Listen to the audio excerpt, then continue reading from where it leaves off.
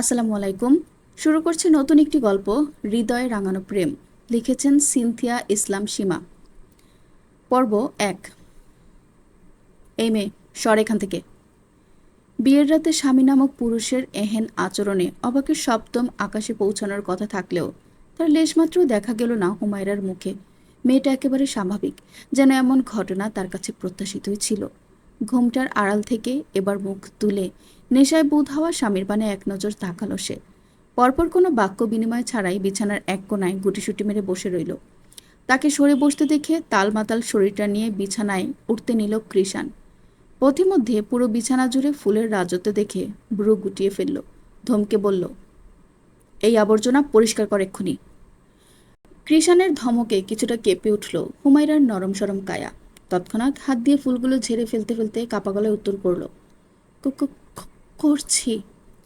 বিছানা পরিষ্কার হতেই ধপাস করে শুয়ে পড়ল কৃষাণ। সেদিকে কিছুক্ষণ থম মেরে তাকিয়ে রইল হুমায়রা। কিছু একটা বলতে গিয়েও থেমে যাচ্ছে বারবার।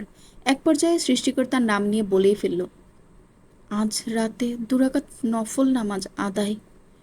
বাক্য সম্পূর্ণ করতে পারল না সে, তার আগেই ওপাশ থেকে গম্ভীর স্বরে কৃষাণ বলে উঠল, তোকে শখ করে বিয়ে করিনি আমি। ঘুমি ডিস্টার্ব করবি, মেরে তন্দুরি বানিয়ে দিব একদম।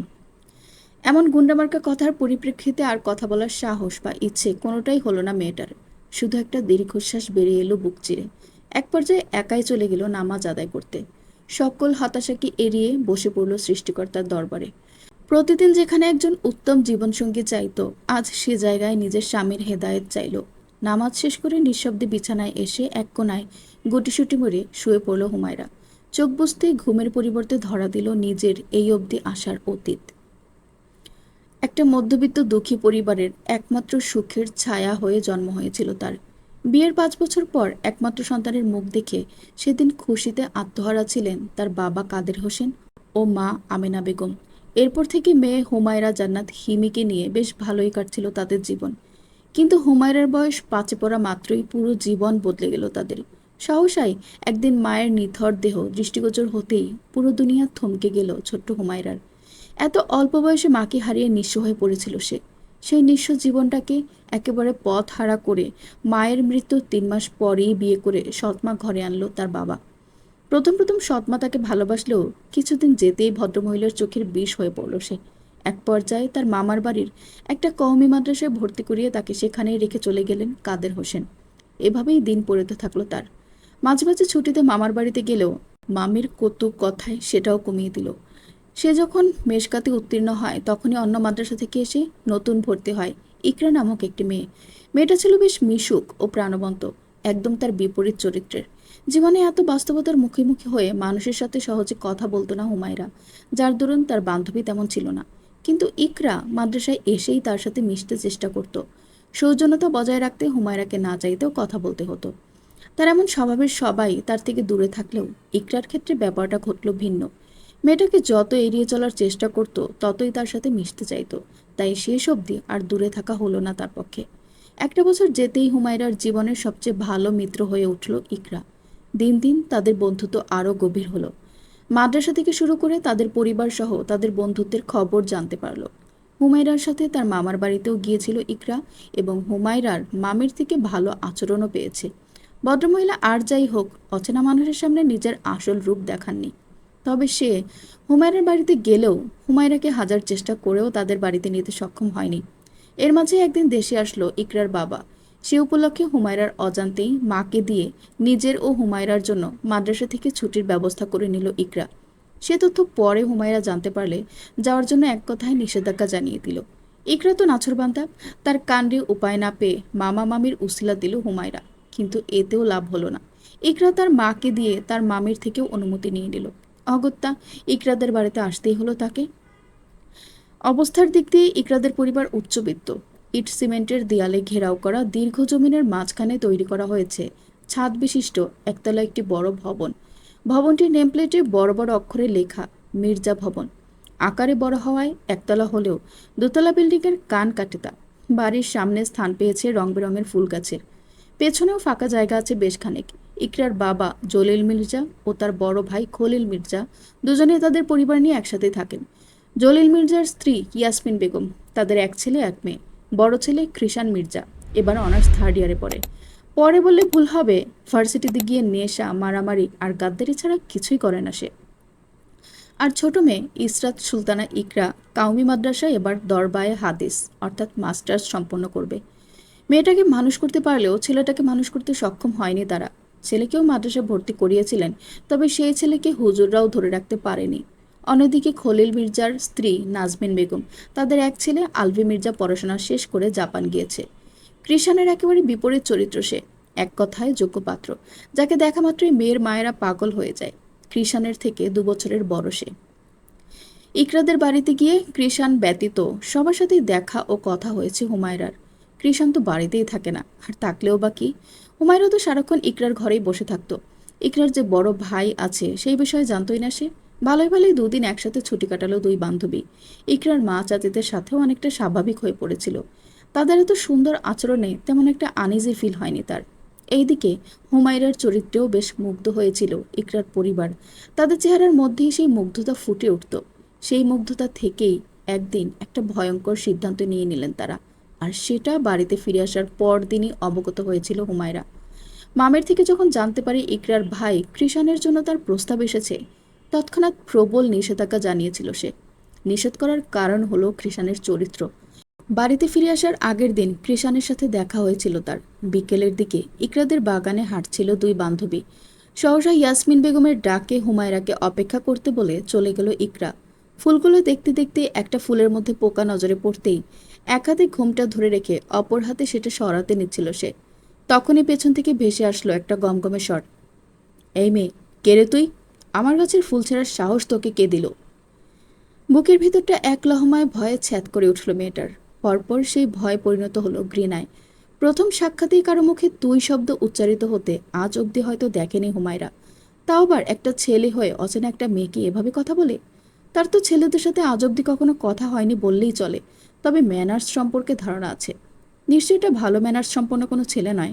তার ভাবনার মাঝেই কৃষাণ আবারও বলে ওঠে, এখানে কি? কোথা থেকে এসেছিস? আগে তো দেখিনি। মাটির দিকে তাকিয়ে রইল হুমায়রা।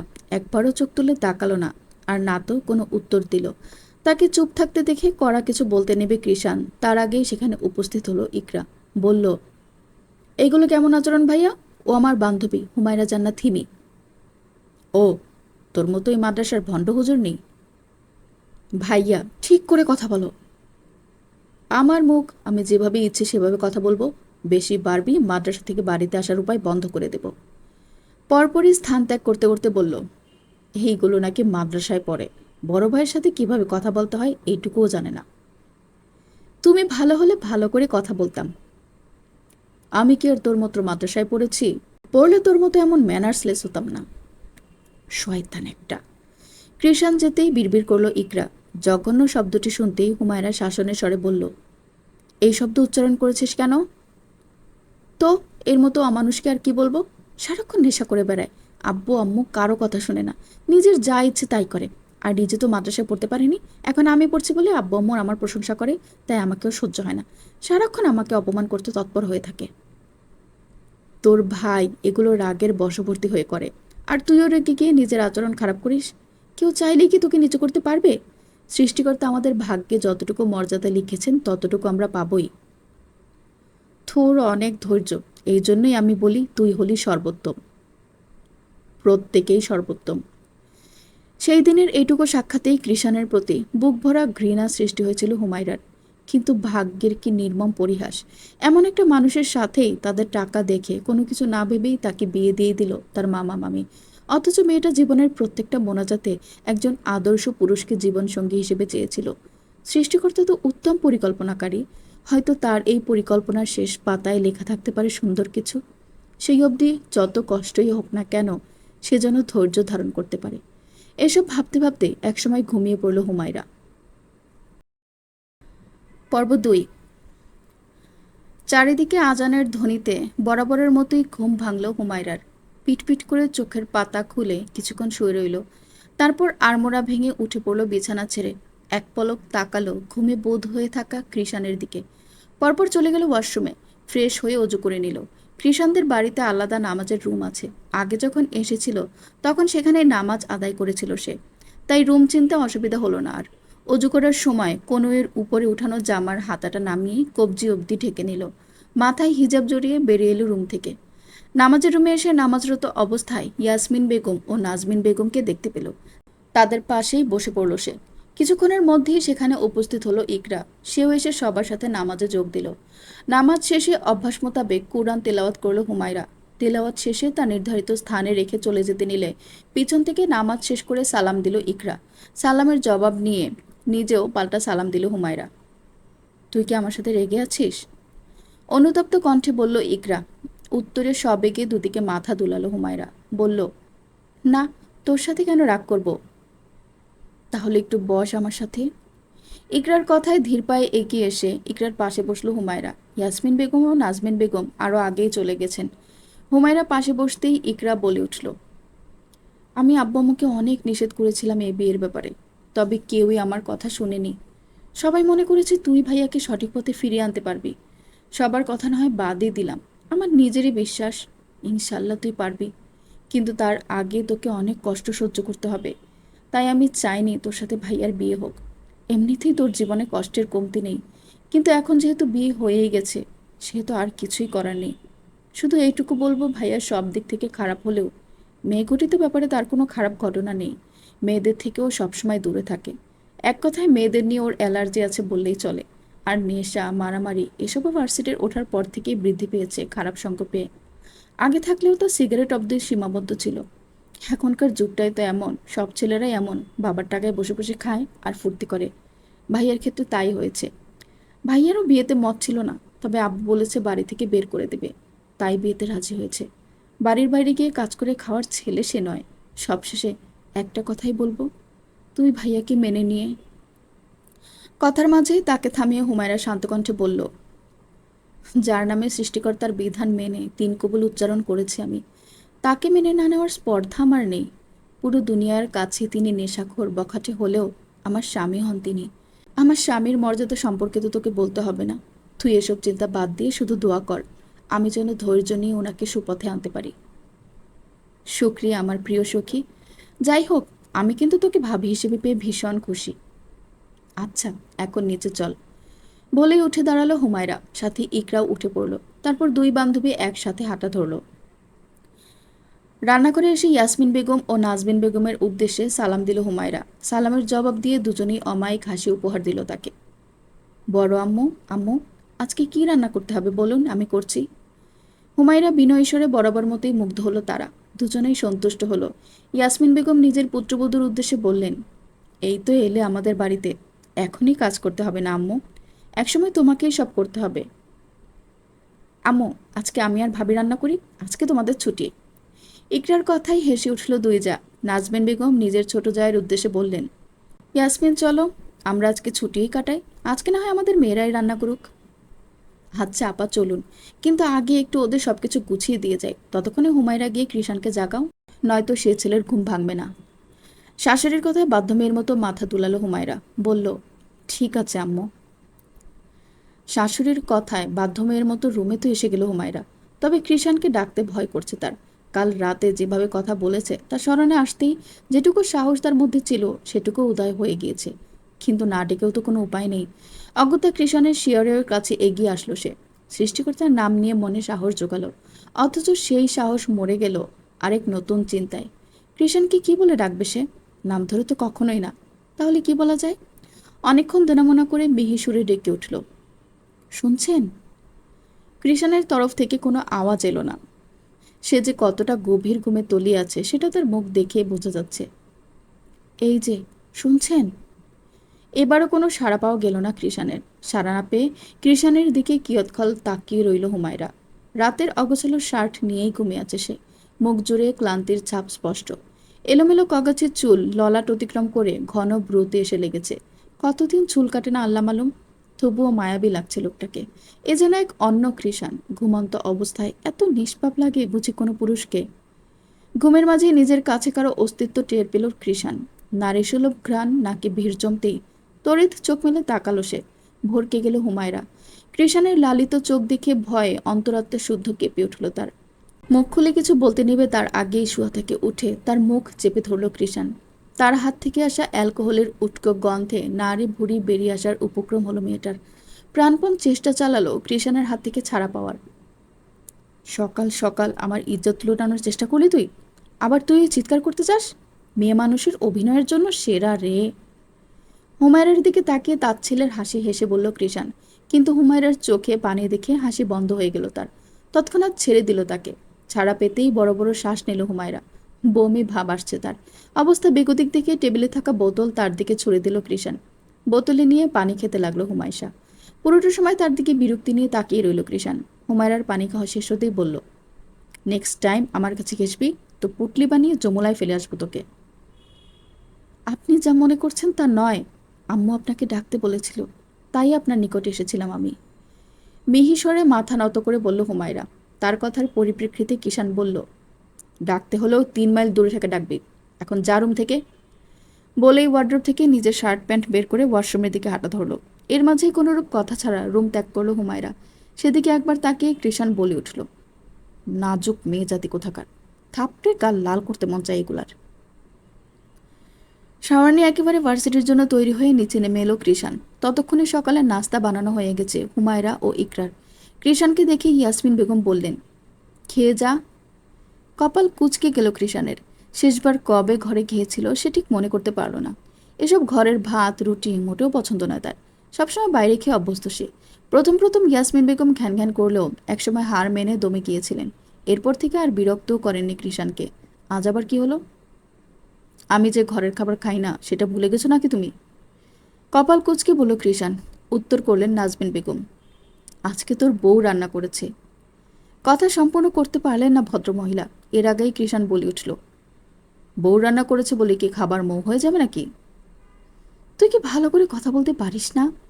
রেগে বললেন ইয়াসমিন বেগম। মায়ের রাগে কিছুই এসে গেল না কৃষাণের। সে গা ছাড়া ভাব নিয়ে বলল, না, ভালো আচরণের অ্যাপস ডাউনলোড হয়নি এখন আমার ভিতর। মানুষ হবি না তুই আর। জানোই যেহেতু কথা বাড়াতে আসো কেন। সবাই মানুষ হলে সমাজ চলে না। তোর যা ইচ্ছা তাই কর। তুই ঘরে না খেলে তোর বউরও খাবার নেই। ছোট চায়ের হাত ধরে রেখে নাজমিন বেগম কাট গলায় বলে উঠলেন। তার কথায় রেগে গেল কৃষাণ।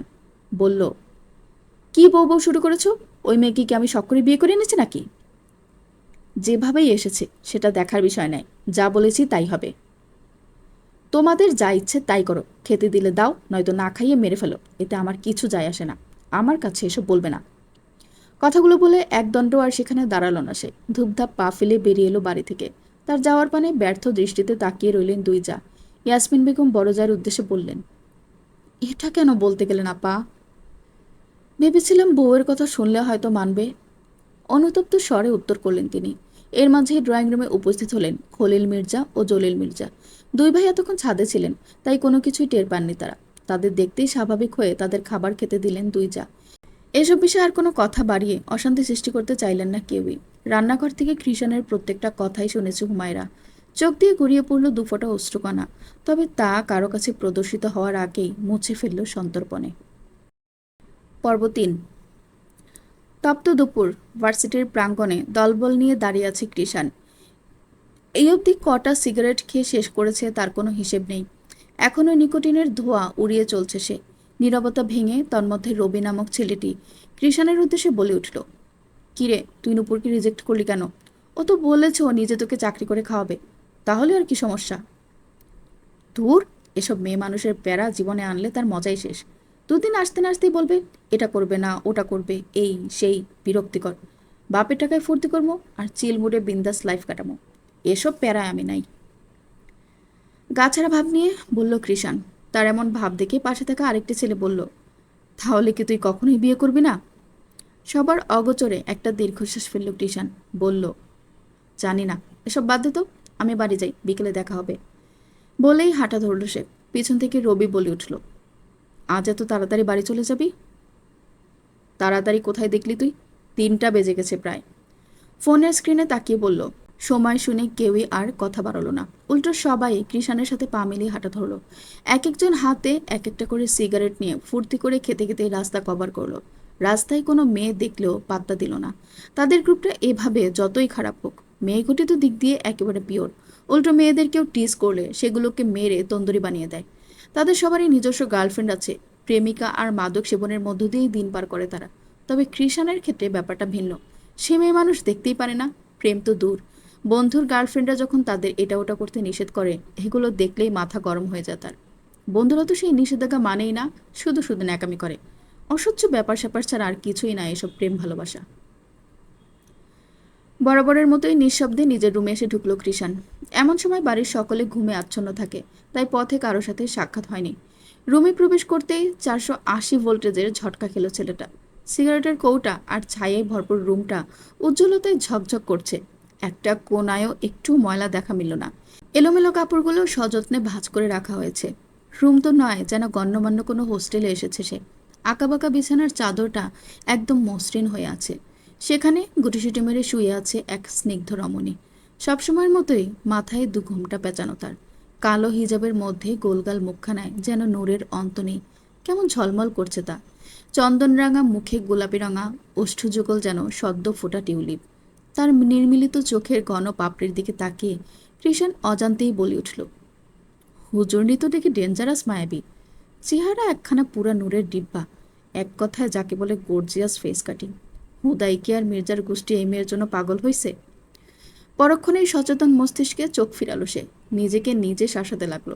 মাথার ঘিলু কি নষ্ট হয়ে গেল নাকি তোর? এসব কি বলছিস? না, এই মেয়ের থেকে দূরত্ব বজায় রাখতে হবে, নয়তো কবে কি হয়ে যায় আল্লাহ মালুম। পরে আমার বিন্দাস লাইফ ড্রেনের পানিতে ডুবে মরবে। ভাবতে ভাবতে ওয়াশরুমে ফ্রেশ হতে চলে গেল। ওয়াশরুমের দরজা লক করার শব্দে ঘুম ছুটে গেল হুমায়রার। পিটপিট করে চোখ খুলে তাকালো। আশপাশ দেখে কৃষাণের উপস্থিতি ঠাওর করতে বেগ পোহাতে হলো না। চটজলদি বিছানা ছেড়ে উঠে পড়ল সে। রুমের বাইরে একটু হাঁটাহাঁটি করে বুঝতে চাইল সবাই জেগেছে কিনা, কিন্তু তাকে হতাশ করে দিয়ে সবাই যেমন তেমন। ইকরাও ঘুমে বিভোর হয়ে আছে। উপায় না পেয়ে আবারও রুমে ফিরে আসলো মেয়েটা। ধীর পায়ে হাঁটা ধরলো বারান্দার দিকে। সেখানে গ্রিলে হেলান দিয়েই কিছুক্ষণ প্রকৃতি দেখল। এরপর অলস ভঙ্গিতে পিছনে ফিরতেই সামনে থাকা প্রাণীটিকে দেখে আঁতকে উঠল মেয়েটা। মৃদু চিৎকারে স্থান ত্যাগ করে দৌড় লাগালো ঘরের উদ্দেশ্যে। অমনি মাঝপথে ধাক্কা খেল কৃষাণের শক্তপোক্ত চওড়া বুকের সাথে। ভয়ে কোনো কিছু না ভেবেই একেবারে আষ্টেপৃষ্টে জড়িয়ে ধরল সামনে থাকা পুরুষটিকে। ঘটনার আকস্মিকতায় ভরকে গেল কৃষাণ। হুমায়রার ছোট্ট শরীরের মৃদু কম্পন অনুভব করতেই ভ্রু কুঁচকে গেল তার। ভয় পাওয়ার কারণ জিজ্ঞেস করতে নিবে এর আগেই করিডোর দিয়ে উকি দিল লম্বা লম্বা সতর্ক দুটি কর্ণযুক্ত একটি সাদা মসৃণ খরগোশ। এতেই যা বোঝার বুঝে নিল সে। প্রাণীটির উদ্দেশ্যে হাঁক ছাড়ল, মিঠু, এদিকে আয়। কৃষাণের কণ্ঠে কিছুটা ধাতস্থ হলো হুমায়রা। নিচে রাখা চোখগুলো খুলে নিজের অবস্থান ঠাওর করতেই ছিটকে দূরে সরে গেল মেয়েটা। কৃষাণকে এতক্ষণ এভাবে জড়িয়েছিল ভাবতেই লজ্জায় ভয়ে গাল দুটো রক্তিম বর্ণ ধারণ করলো। কৃষাণের থেকে দূরত্ব বাড়াতে গিয়েও পারল না। পিছনের প্রাণীটিকে দেখে একটু গিয়েই পা থেমে গেল। এদিকে মহাজনের ডাক শুনে গুটি গুটি পায়ে কৃষাণের দিকে এগিয়ে আসতে লাগলো মিঠু। পুরোটা সময় হুমায়রার দিকেই অপলক চেয়ে রইল, যেন বুঝতে চাইল তার অভিব্যক্তি। জানতে চাইছে এই নতুন সদস্য আবার কে। মিঠু কাছে আসতেই তার তুলতুলে নরম দেহটা নিজের হাতের আঁচলায় নিয়ে নিল কৃষাণ। বলল, কি করেছিস তুই? প্রাণীটি ফ্যালফেল করে নিজের মহাজনের দিকে তাকিয়ে রইল। নিজের নিষ্পাপ মুখশ্রীর প্রমাণ দিচ্ছে বোধ হয়। এর মাঝেই হুমায়রা বলল, এটা কিছুই করেনি, আমি হঠাৎ দেখে ভয় পেয়ে গিয়েছিলাম। মিঠুর দিকে মায়া মায়া দৃষ্টি নিক্ষেপ করে বলল হুমায়রা, অনুতপ্ত কণ্ঠ তার। অথচ বেজায় বিরক্ত হলো কৃষাণ। বলল, কানি মহিলা, জলজন্ত খরগোশটা তোর চোখে লাগে না? আরেকবার এমন করলে বারান্দার গ্রিলের ফাঁক দিয়ে ফেলবো তোকে। বলেই উঠে দাঁড়ালো সে। মিঠুকে তার নির্ধারিত জায়গায় রেখে এসে গায়ে কাপড় জড়াতে লাগলো। কোনো মতে শার্টটা গায়ে জড়িয়ে হাত দিয়ে চুলগুলো একটু ঠিক করে আবারও বাইরের উদ্দেশ্যে হাঁটা দিল। তা দেখে হুমায়রা পিছন দিকে বলল, এখনো খেয়ে যাবেন না? চোখ ছোট ছোট করে ঘুরে তাকালো কৃষাণ। বলল, তোকে না বলেছি আমার থেকে 3 মাইল দূরে থাকতে? আর তুই তো দেখছি আমার বিন্দাস লাইফের মধ্যেই ঢুকে পড়ছিস।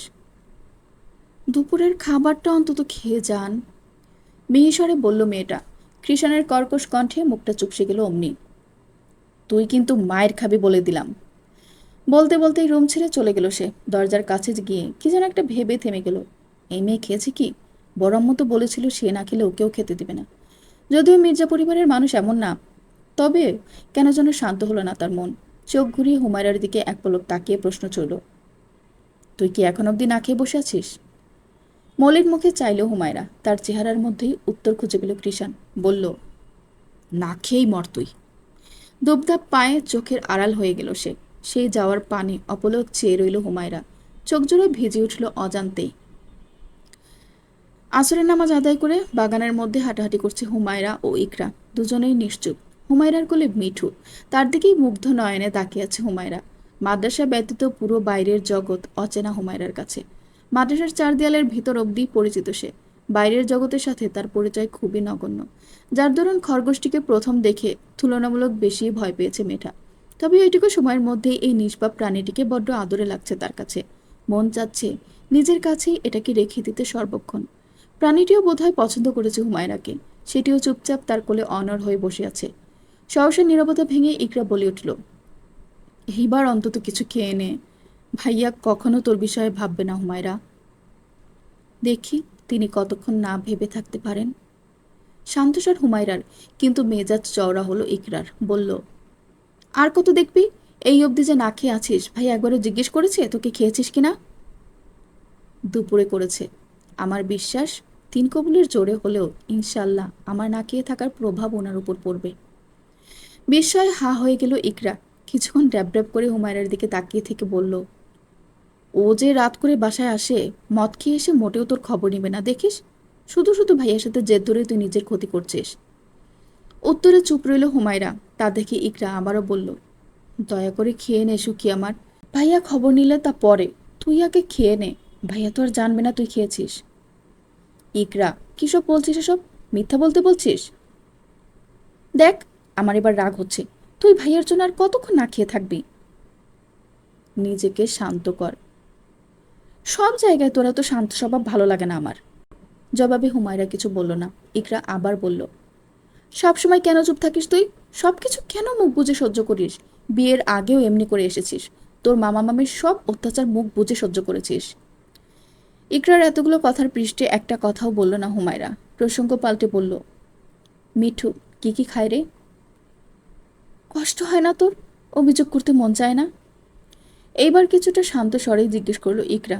উত্তরে মুচকি হাসলো হুমায়রা। বলল, যিনি এ দেহে হৃদয় দিয়েছেন, তার নামে এই হৃদয় থেকে অভিযোগ বাণী নিঃসৃত হয় কি করে বল? মাঝে মাঝে আমি বড্ড বাজেভাবে ভেঙে পড়ি।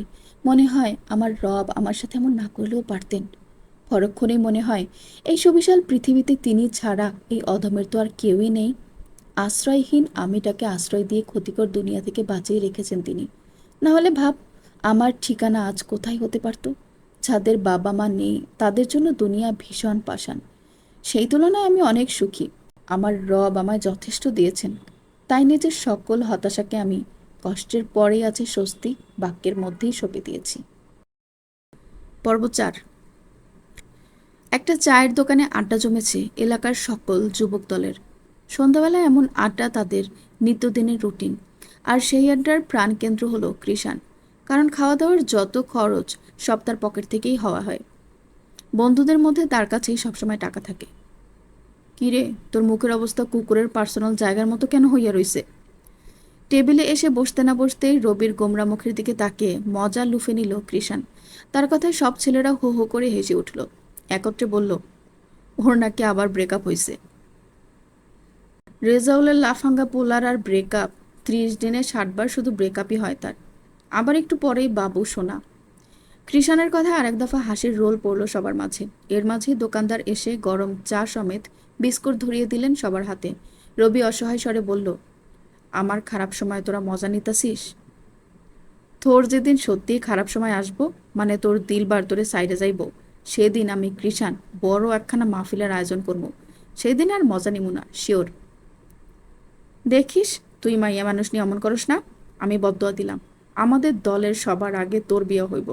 আর হইব তো হইব, এমন মেয়ের সাথে হইব তোর বিন্দাস লাইফ ড্রেনের পানিতে ডুবে মরব। রবি নেহেন কথায় খুক খুক করে কেসে উঠল কৃষাণ। চোখ গরম করে বলল, রেজাউলের ছাও, আজকে তুই খতম। বলেই তার দিকে তেড়ে গেল সে। তা দেখে রবি গলা উঁচিয়ে বলল, তুই যদি খালি আমারে মারিস। মারলে কি করবি তুই? রবি বাহুতে এক ধাক্কা মেরে বলল কৃষাণ।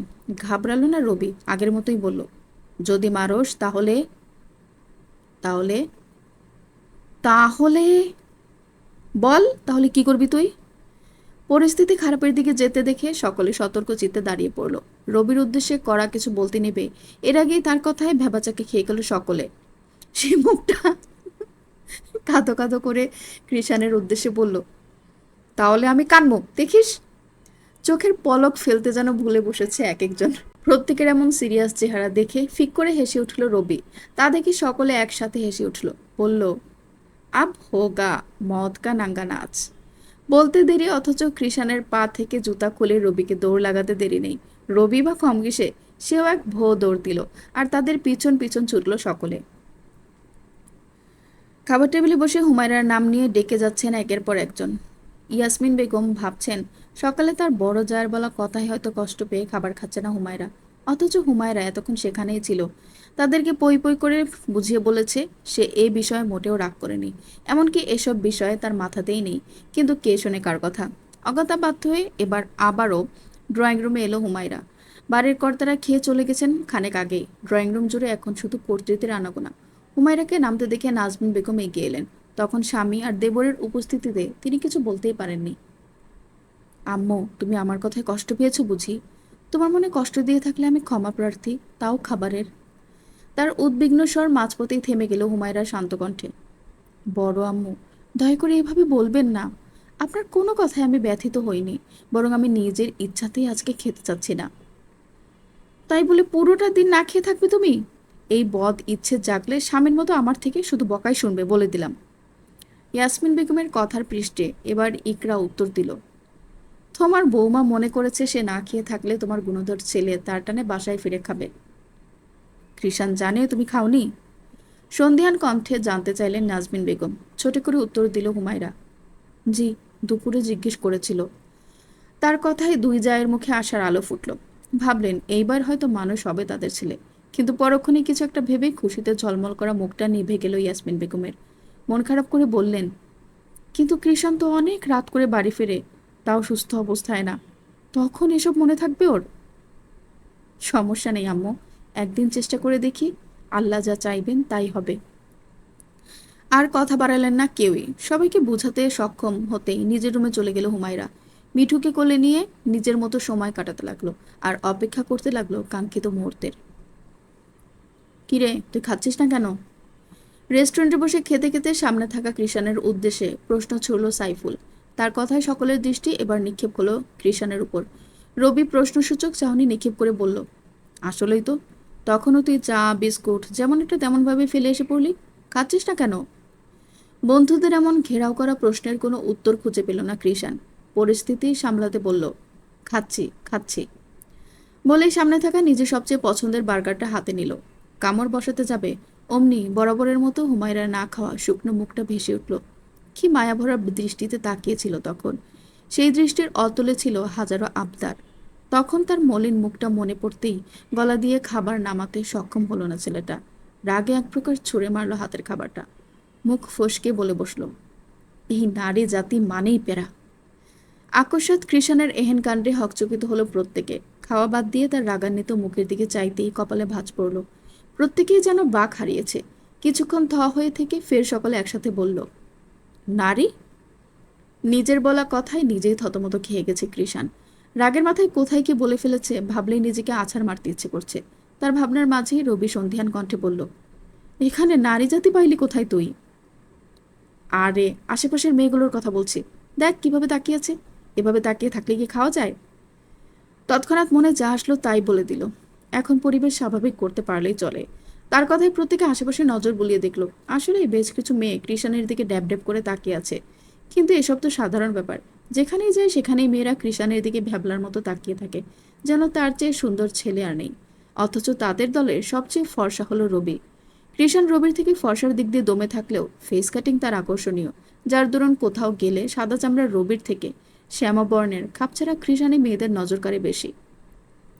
কিন্তু সে এসবে লাপাত্তা। কে কোথায় তার দিকে তাকিয়ে আছে এসব দেখার বিন্দুমাত্র আগ্রহ নেই তার।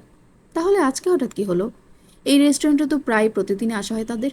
কই, কখনো কৃষাণ এমন আচরণ করেনি। সকলের চোখে মুখে সন্দেহের ছাপ। সবার দৃষ্টি উপেক্ষা করে কৃষাণ বসা থেকে উঠতে উঠতে জানান দিল, আমি বাসায় যাচ্ছি। ছোটখাটো একটা বিজলি পড়ল বোধ হয় টেবিলটায়। রবি ঘড়ি হাতড়িয়ে দেখলো মাত্র 10টা বাজে।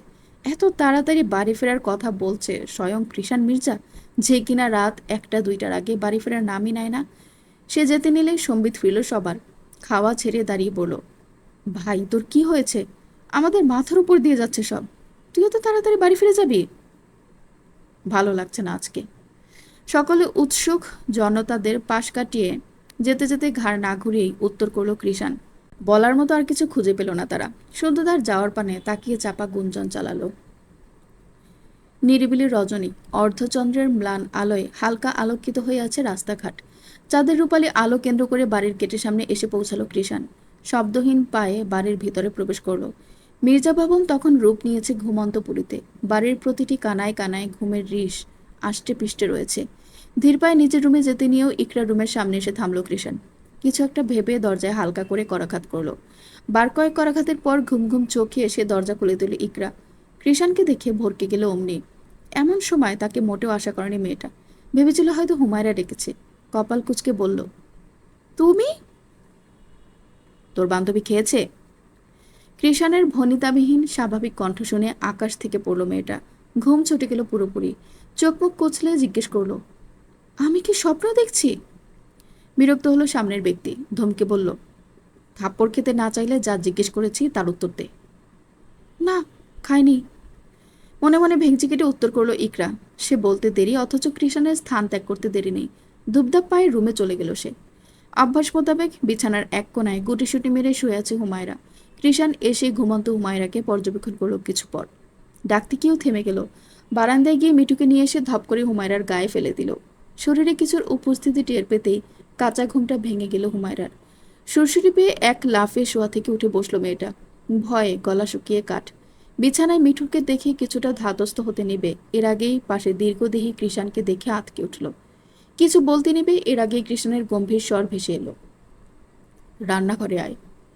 তার কথা বুঝেল না হুমায়রার। বলল, রান্নাঘরে?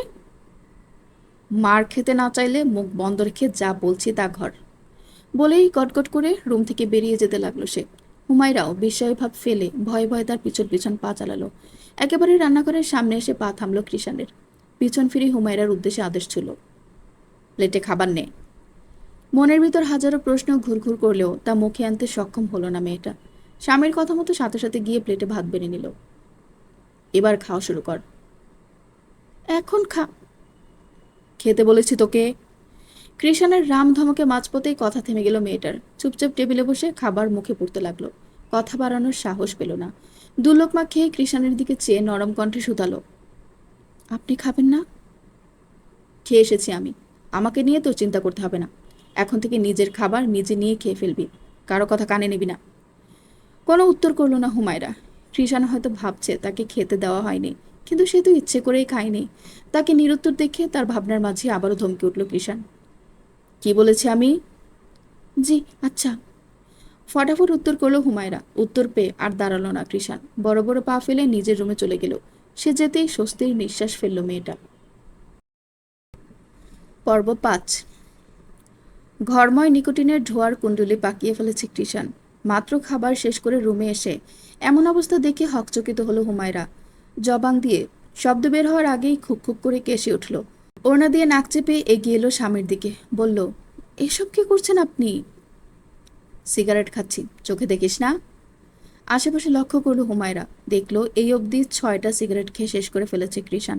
সে অনুনয় করে বলল, দয়া করে এবার বন্ধ করুন, আর কত খাবেন? ব্রু বাকি এলো কৃষাণের। কেউ তার ব্যাপারে মাথা ঘামাবে সেটা মোটেও পছন্দ নয় তার। আর মেয়ে হলে তো নয়। রাগী গলায় উত্তর করলো, আমার যত ইচ্ছে তত খাবো, তুই বলার কে? তোকে না বলছি আমার ব্যাপারে নাক না গলাতে। সিগারেটের ধোঁয়া এলে ঘুমাতে পারবো না আমি। সেটা তোর ব্যাপার, এখন যা সামনে থেকে, নয়তো মার খাবি বলে দিলাম। আর কিছু বলার সাহস পেল না মেয়েটা। ব্যর্থ পায়ে হাঁটা ধরল বিছানার উদ্দেশ্যে। শুয়ে পড়লো এক কোনায়। তবে ঘুম আসলো না কিছুতেই। পুরোটা সময় কাশতে কাশতে পেরোলো। কাঁথা দিয়ে মুখ ঢাকার পরও সিগারেটের গন্ধে ভিতর শুদ্ধ গুলিয়ে যাচ্ছে। অথচ সেদিকে বিন্দুমাত্র খেয়াল দিল না কৃষাণ। আজ নেশা করতে পারেনি সে, তাই এখন সিগারেট টেনেই সময় পার করতে হবে তার। কোরআন তেলাওয়াতের মিষ্টি স্বরে মুখরিত হয়ে উঠেছে নামাজ ঘর। মির্জাবাড়ির সকল নারীরা ফজরের নামাজ শেষ করে একত্রে কোরআন তেলাওয়াত করছে। তাদের সবার অমায়িক গলার স্বর যেন পবিত্রতা ছড়িয়ে দিচ্ছে বাড়ির প্রতিটি কানায় কানায়। সবার শেষে কুরআন পাঠ শেষ করে জায়নামাজ ছেড়ে উঠল হুমায়রা। সারা রাত ঠিকমতো ঘুম না হওয়ায় মাথাটা এতক্ষণ ব্যথা করলেও এখন অনেকটা শান্তি লাগছে। নির্ধারিত স্থানে কুরআন শরীফ রেখে রান্নাঘরের শাশুড়িদের নিকট এলো সে। সেখানে এসে দেখল ইকরা গতকাল রাতের সব কাণ্ডকারখানা মা চাচিদের খুশি মনে বলে যাচ্ছে। তার কথায় সকালের মুখে যেন আশার আলো ফুটেছে। অথচ তারা জানেই না তাদের ছেলে গতকাল বাইরে থেকে নেশা না করে আসায় পুরো রাত ধরে সিগারেট ফুঁকেছে। সেই কথা আর তাদের নিকট বলতে গেল না হুমায়রা। সে এসে তাদের কাজে সবকিছু এগিয়ে দিতে লাগলো। সকালে নাস্তা বানানোর পুরোটা সময় কৃষাণকে নিয়ে আলোচনা করে গেছেন দুই চা। আর সেসব আলোচনা পাশ থেকে শুধু নীরব শ্রোতার মতো শুনে গেছে হুমায়রা। এর মাঝেই ইয়াসমিন বেগমের ফোনে কল করলো হুমায়রার মামি রেখা বেগম। দুই বেয়ানের সাথেই বেশ বিনয় দেখিয়ে কথা বললেন তিনি। এরপর হুমায়রার সাথে কথা বলতে চাইলে তার দিকে ফোন বাড়িয়ে দিলেন ইয়াসমিন বেগম। বললেন, নাও। শাশুড়ির কথায় বেশ অবাক হলো হুমায়রা। মাদ্রাসায় থাকতে বছরেও চিনি তার সাথে কথা বলেননি, সে কিনা আজ 3 দিনের ব্যবধানে তার সাথে কথা বলতে চাইছে। নিজের সবটুকু বিস্ময়ভাব মনের ভিতরেই চাপা রেখে ফোন হাতে নিল মেয়েটা। সালাম দিয়ে জিজ্ঞেস করলো, কেমন আছেন মামুনি? আলহামদুলিল্লাহ ভালো। তোমার কি খবর আম্মু? এত আদরে গলায় হুমায়রার হৃদয় ছেয়ে গেল ভালো লাগায়। বুক ভরা ভালো লাগা নিয়ে উত্তর করলো, জি আলহামদুলিল্লাহ ভালো। বাড়ির সবাই কেমন আছে? ভালো। জামাইয়ের কি খবর? তাকে কল দিলাম, ধরল না যে, তাই তোমার শাশুড়ির নম্বরে দিলাম। আলহামদুলিল্লাহ ভালো, উনি ঘুমাচ্ছে তাই হয়তো শুনতে পাইনি। ও, তো ওই বাড়ির সবাই কেমন? বিয়ের আগে তো ভালোই শুনলাম। আলহামদুলিল্লাহ সবাই অনেক ভালো। জামাই বাবা কেমন? জি, উনিও অনেক ভালো। তুমি চিন্তা করো না, প্রত্যেকে আমাকে অনেক ভালোবাসে। কিছুদিন পর থেকে তো রোজা শুরু, জামাইকে নিয়ে এসে বেরিয়ে যাও। না এখন যাব না, একেবারে ঈদের পর যদি যাওয়া হয়। আচ্ছা, ঠিক আছে। আচ্ছা, ভালো থাকবেন। আল্লাহ হাফেজ। সালাম দিয়ে এখানে কথার সমাপ্তি টানল হুমায়রা। অতপর কথা শেষ হতেই আবারও রান্নাঘরের উদ্দেশ্যে হাঁটা দিতে যাবে, তখনই ওপাশের রুম থেকে কৃষাণের চিৎকারের শব্দ ভেসে আসলো। হুমায়রা! উচ্চ আওয়াজে খানিক ভড়কে গেল মেয়েটা। তৎক্ষণাৎ দ্রুত পায়ে শাশুড়ির মোবাইল ফেরত দিয়ে পা চালালো রুমের উদ্দেশ্যে। পুরো রুম তন্ন করে নিজের সিগারেটের প্যাকেট খুঁজছে কৃষাণ।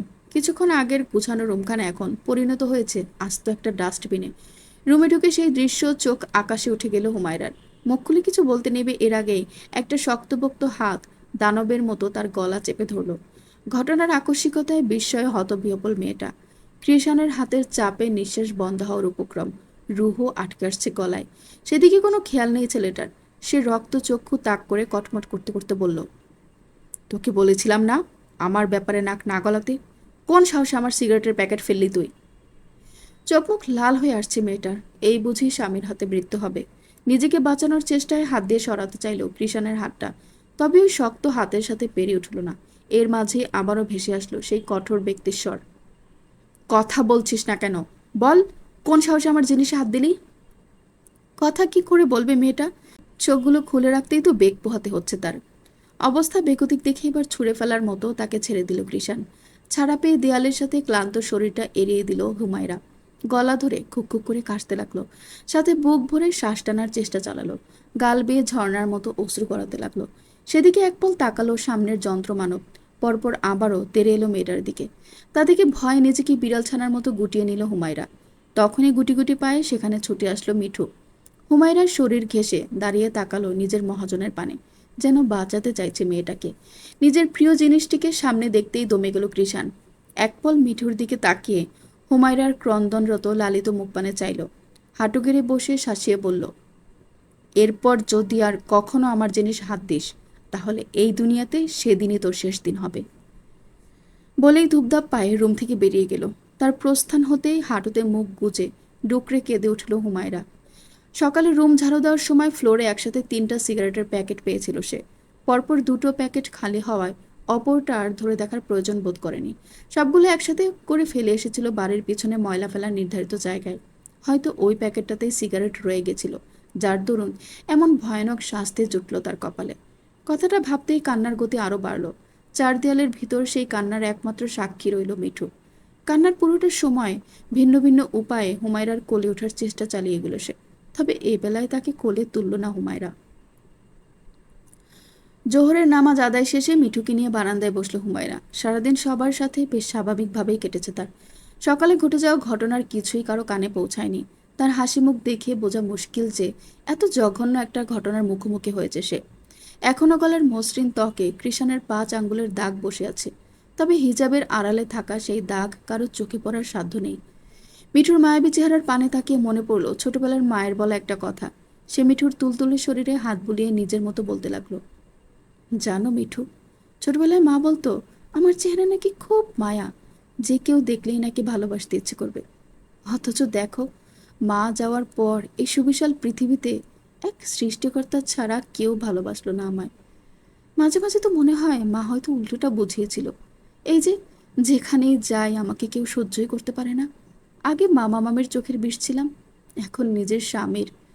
যার কাছে ভালোবাসা পাওয়ার আশা বুকে জমিয়ে পুরো কিশোর বয়সটা কাটালাম, ভেবেছিলাম এক জীবনে তার কাছে এসেই হয়তো একটা নিরাপদ আশ্রয় মিলবে আমার।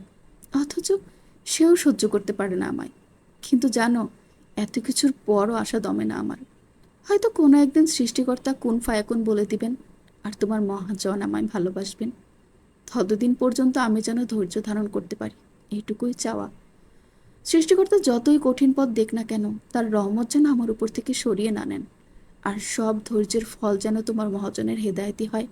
কেননা যত কষ্টই হোক, আমি এক পুরুষকে নিয়ে ইহকাল ও পরকাল অবধি যেতে চাই।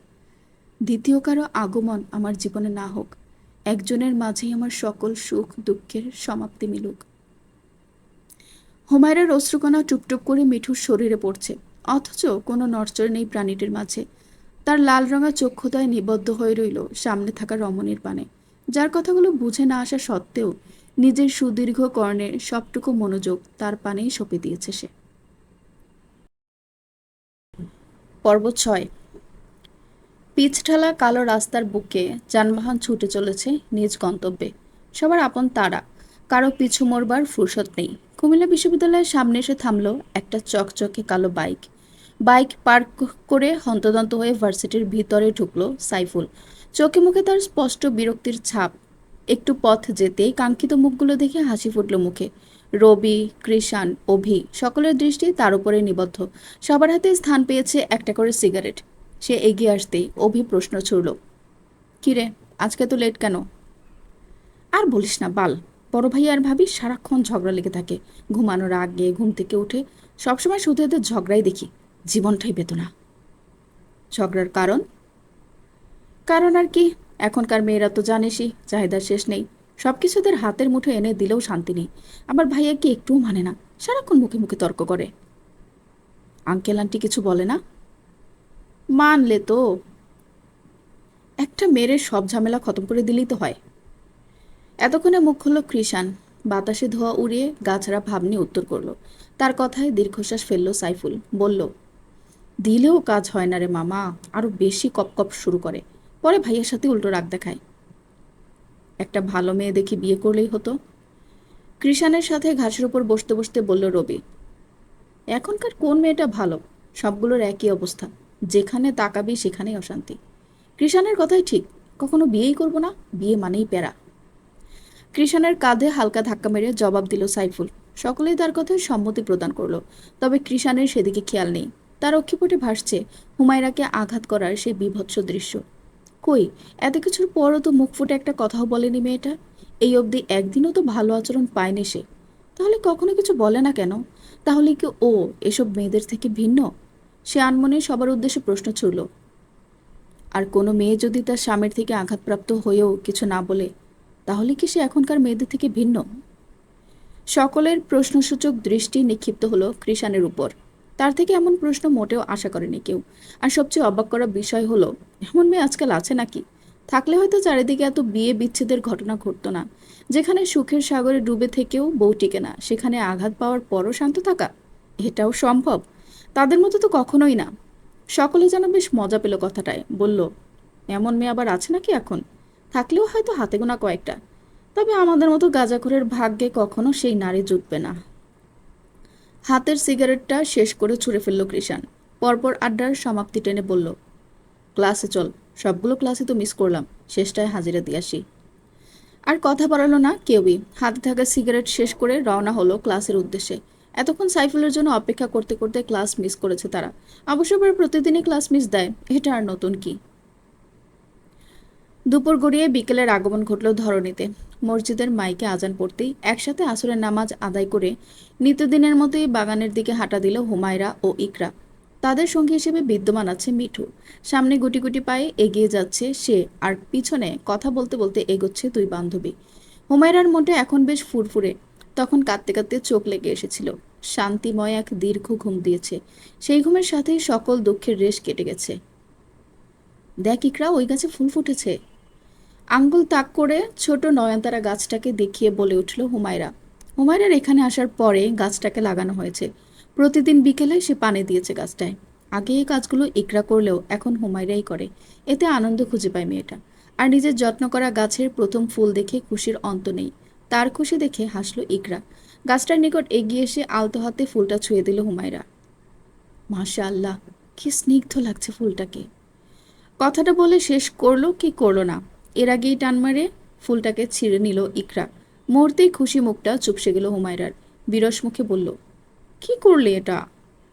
মনোযোগ সহকারে মেয়েটার মলিন মুখখানা দেখল ইকরা। পরপর কিছু না বলেই কানের দিকটায় হুমায়রার হিজাবের ফাঁকে গেঁথে দিল ফুলটা।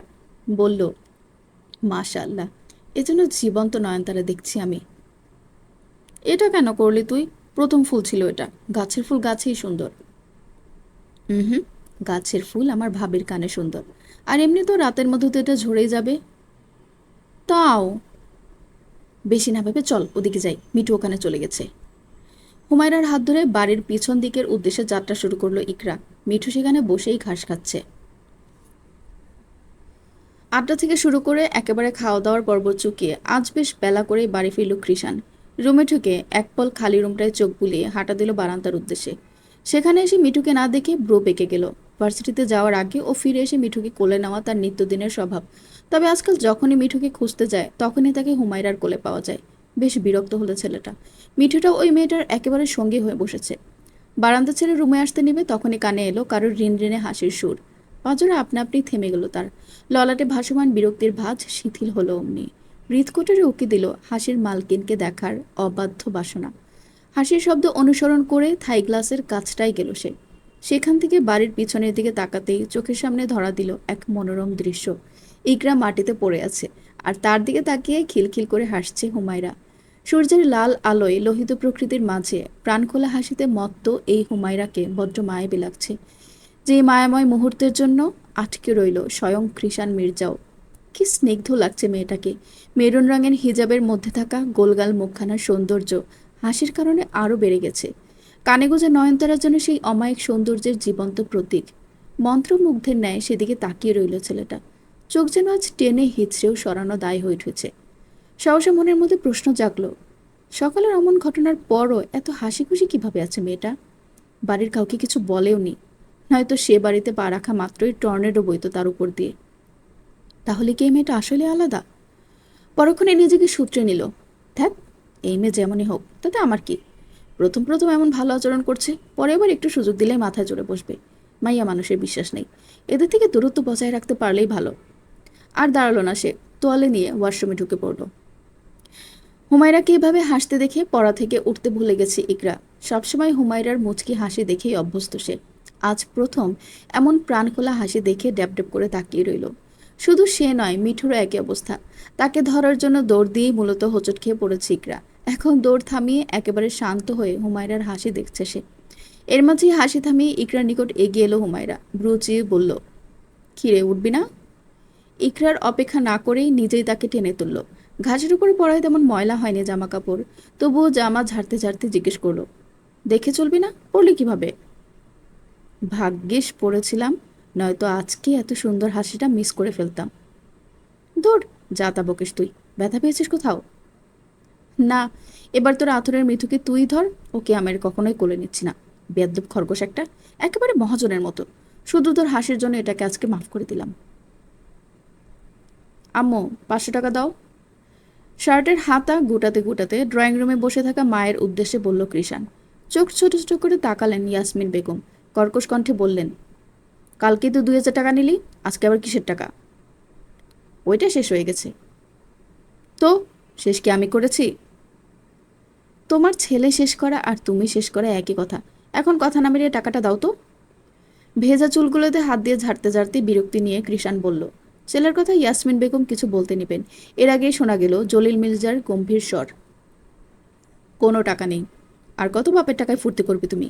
বিয়ে হয়েছে তোমার, এখন থেকে নিজের সংসারের ভার নিজে নিতে শিখো। আমরা কোনো টাকা দিচ্ছি না তোমায়। বিয়ের কথাটা শুনতেই মেজাজ গরম হলো কৃষাণের। রাগ সংবরণ করতে হাত দিয়ে ঘাড় টলল। স্বামীর কথায় সায় জানিয়ে ইয়াসমিন বেগমও বললেন, হ্যাঁ সেটাই তো, এখন থেকে তোমার বউয়ের খরচ তোমাকেই দেখতে হবে।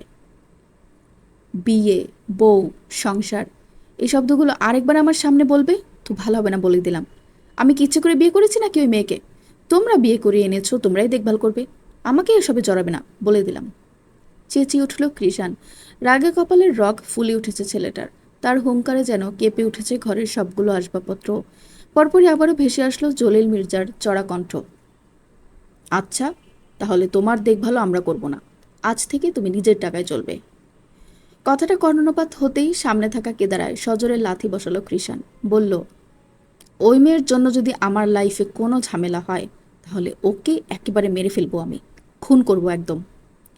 বাক্য সম্পূর্ণ হতে না হতেই একটা শক্ত হাতের চর পড়ল তার গালে। ইয়াসমিন বেগমও চেয়ে স্বামীকে থামাতে পারলেন না। রাগে শরীর কাঁপছে জলিল মির্জার।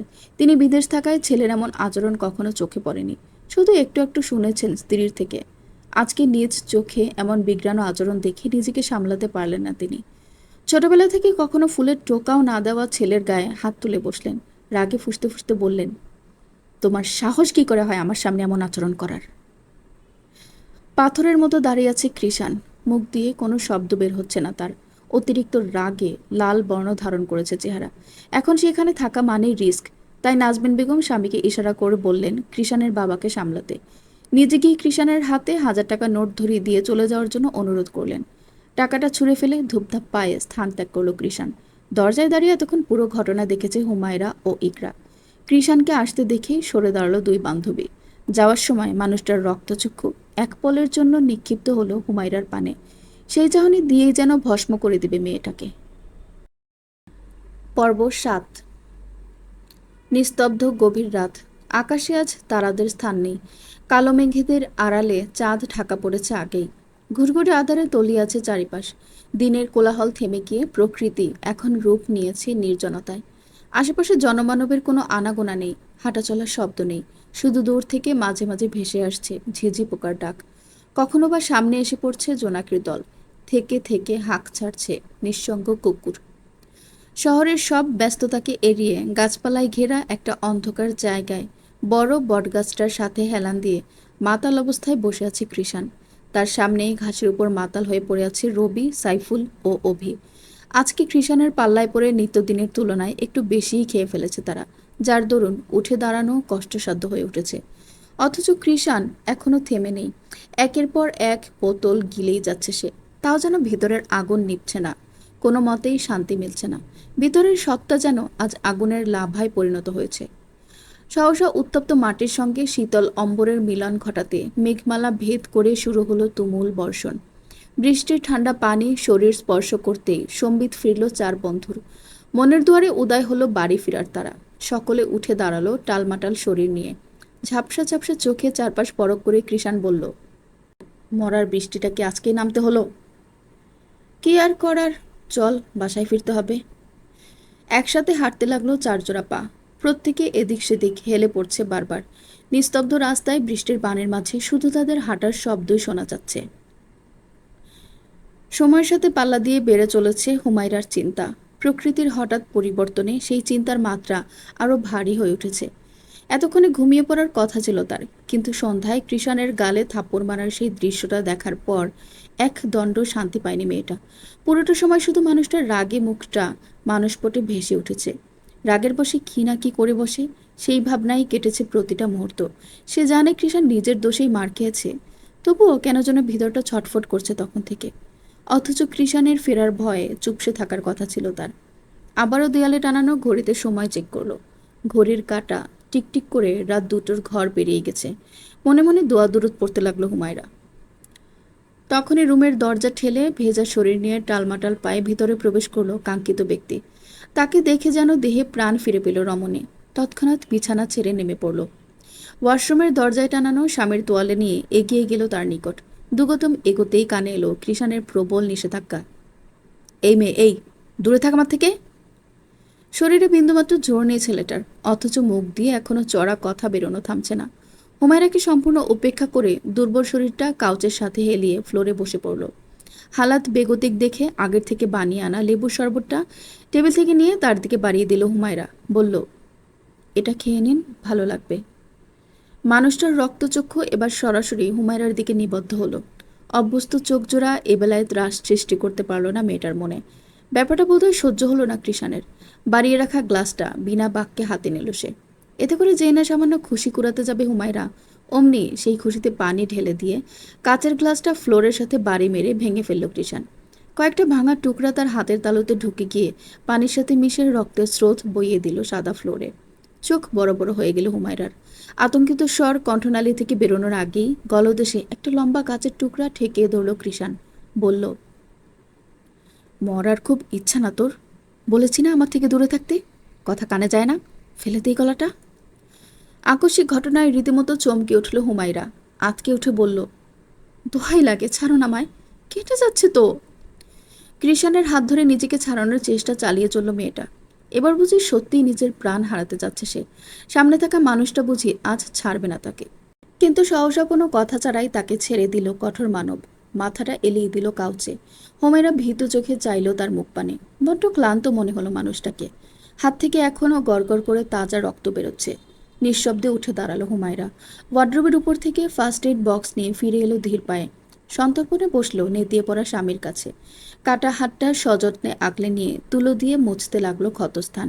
এরই মাঝে খানিক নড়ে উঠল কৃষাণ। তবে শরীরের দুর্বলতার কারণে বাধা দিতে ইচ্ছে হলো না। কিছুক্ষণের মধ্যেই দক্ষ হাতে ব্যান্ডেজের কাজ শেষ করলো হুমায়রা।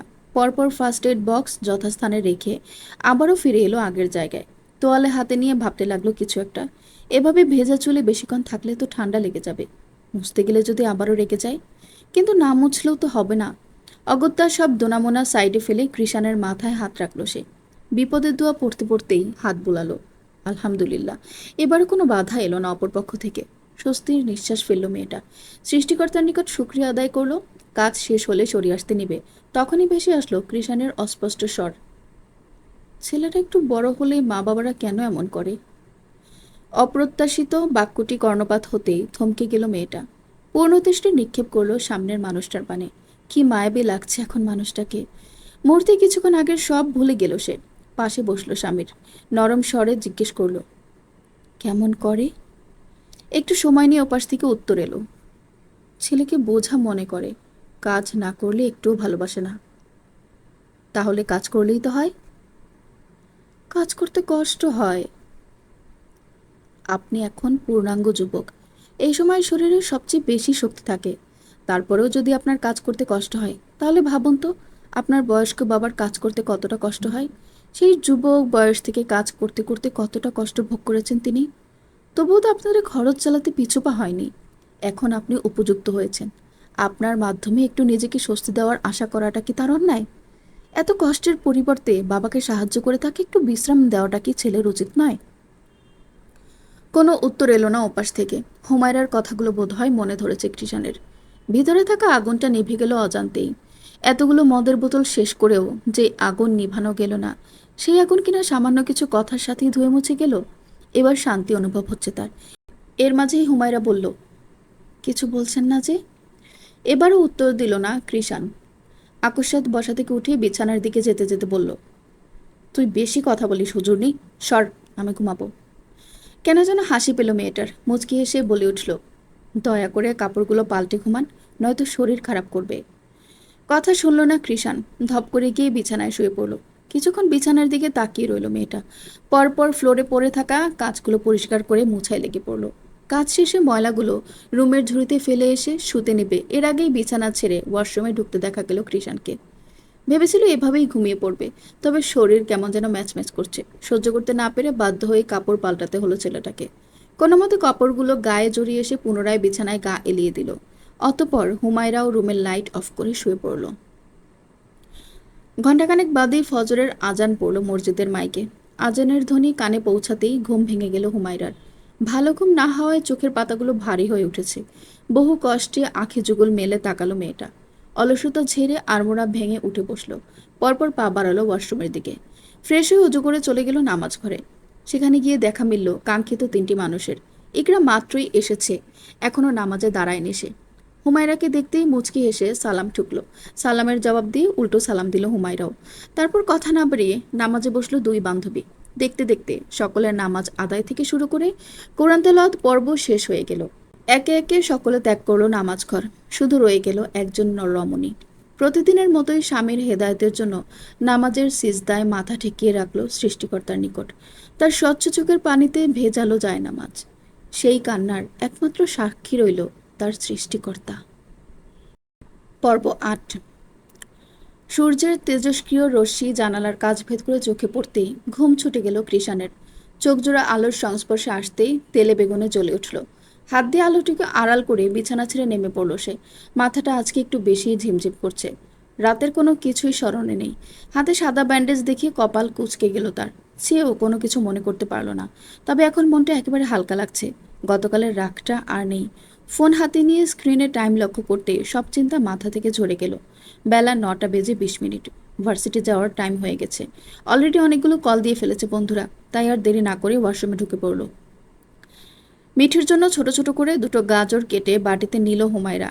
কাজ শেষ হতেই ছুরিটা জায়গা মতো রেখে রুমের উদ্দেশ্যে রওনা হলো। বারান্দায় টুকটুক করে পানি খাচ্ছিল মিঠু। খাবার হাতে হুমায়রাকে ঢুকতে দেখে দৌড়ে এগিয়ে আসলো। যেন এতক্ষণ এই অপেক্ষাতেই প্রহর গুনছিল। তার কাণ্ড দেখে হাসি ফুটল হুমায়রার মুখে। হাঁটু মুড়ে বসে মিঠুর দিকে খাবার বাড়িয়ে দিল তৎক্ষণাৎ। খাওয়ার পুরোটার সময় তার দিকেই অপলক দৃষ্টিতে চেয়ে রইল মেয়েটা। ইকরার পরে এ বাড়িতে এই একটা প্রাণী তার সবচেয়ে আপন। এমনকি যে কথাগুলো ইকরার নিকট বলতে সক্ষম হয় না, সেই কথাগুলো মিঠুর কাছে আপন মনে বলে হালকা হওয়া যায়। এক কথায় তার সকল সুখ দুঃখের নীরব শ্রোতা বললেই চলে। অর্ধেক খাবার খেয়ে মুখ ফিরিয়ে নিল মিঠু। হুমায়রার আরেকটু খাওয়ানোর চেষ্টা করলেও মুখে নিল না। অগত্যা আর জোরাজোরি না করলে উঠে দাঁড়ালো মেয়েটা। দরজার সামনে আসতেই ওয়াশরুম থেকে চুল ছাড়তে ছাড়তে বেরোতে দেখা গেল কৃষাণকে। মানুষটাকে দেখতেই পায়ের গতি বাড়িয়ে দিল সে। দুকদম এগোতেই হিজাবের মাথা দরজার লকে আটকে গেল। টান খেয়ে হিজাবের প্রথম ভাঁজ খুলে গিয়ে দ্বিতীয় ভাঁজটাও আলকা হয়ে গেল। মুহূর্তেই চন্দন রাঙা গলদেশ দৃশ্যমান হলো তার। কৃষাণ তার দিকেই তাকিয়েছিল, যার দরুন প্রথমেই চোখে পড়ল মেয়েটার গলার মসৃণ ত্বক তৈরি হওয়া লালচে ক্ষত দাগটায়। ব্রজরা কুঁচকে গেল অমনি। ফর্সা গলায় লম্বা হয়ে পড়া দাগটা দেখে যেন মনে হচ্ছে কেউ ছুরি ঠেকিয়েছিল সেথায়। মনের মধ্যে হাজারো প্রশ্ন উকি দিল তার। রাতে কি এই মেয়েটাকে মেরেছিলাম আমি? কিছু তো মনে পড়ছে না।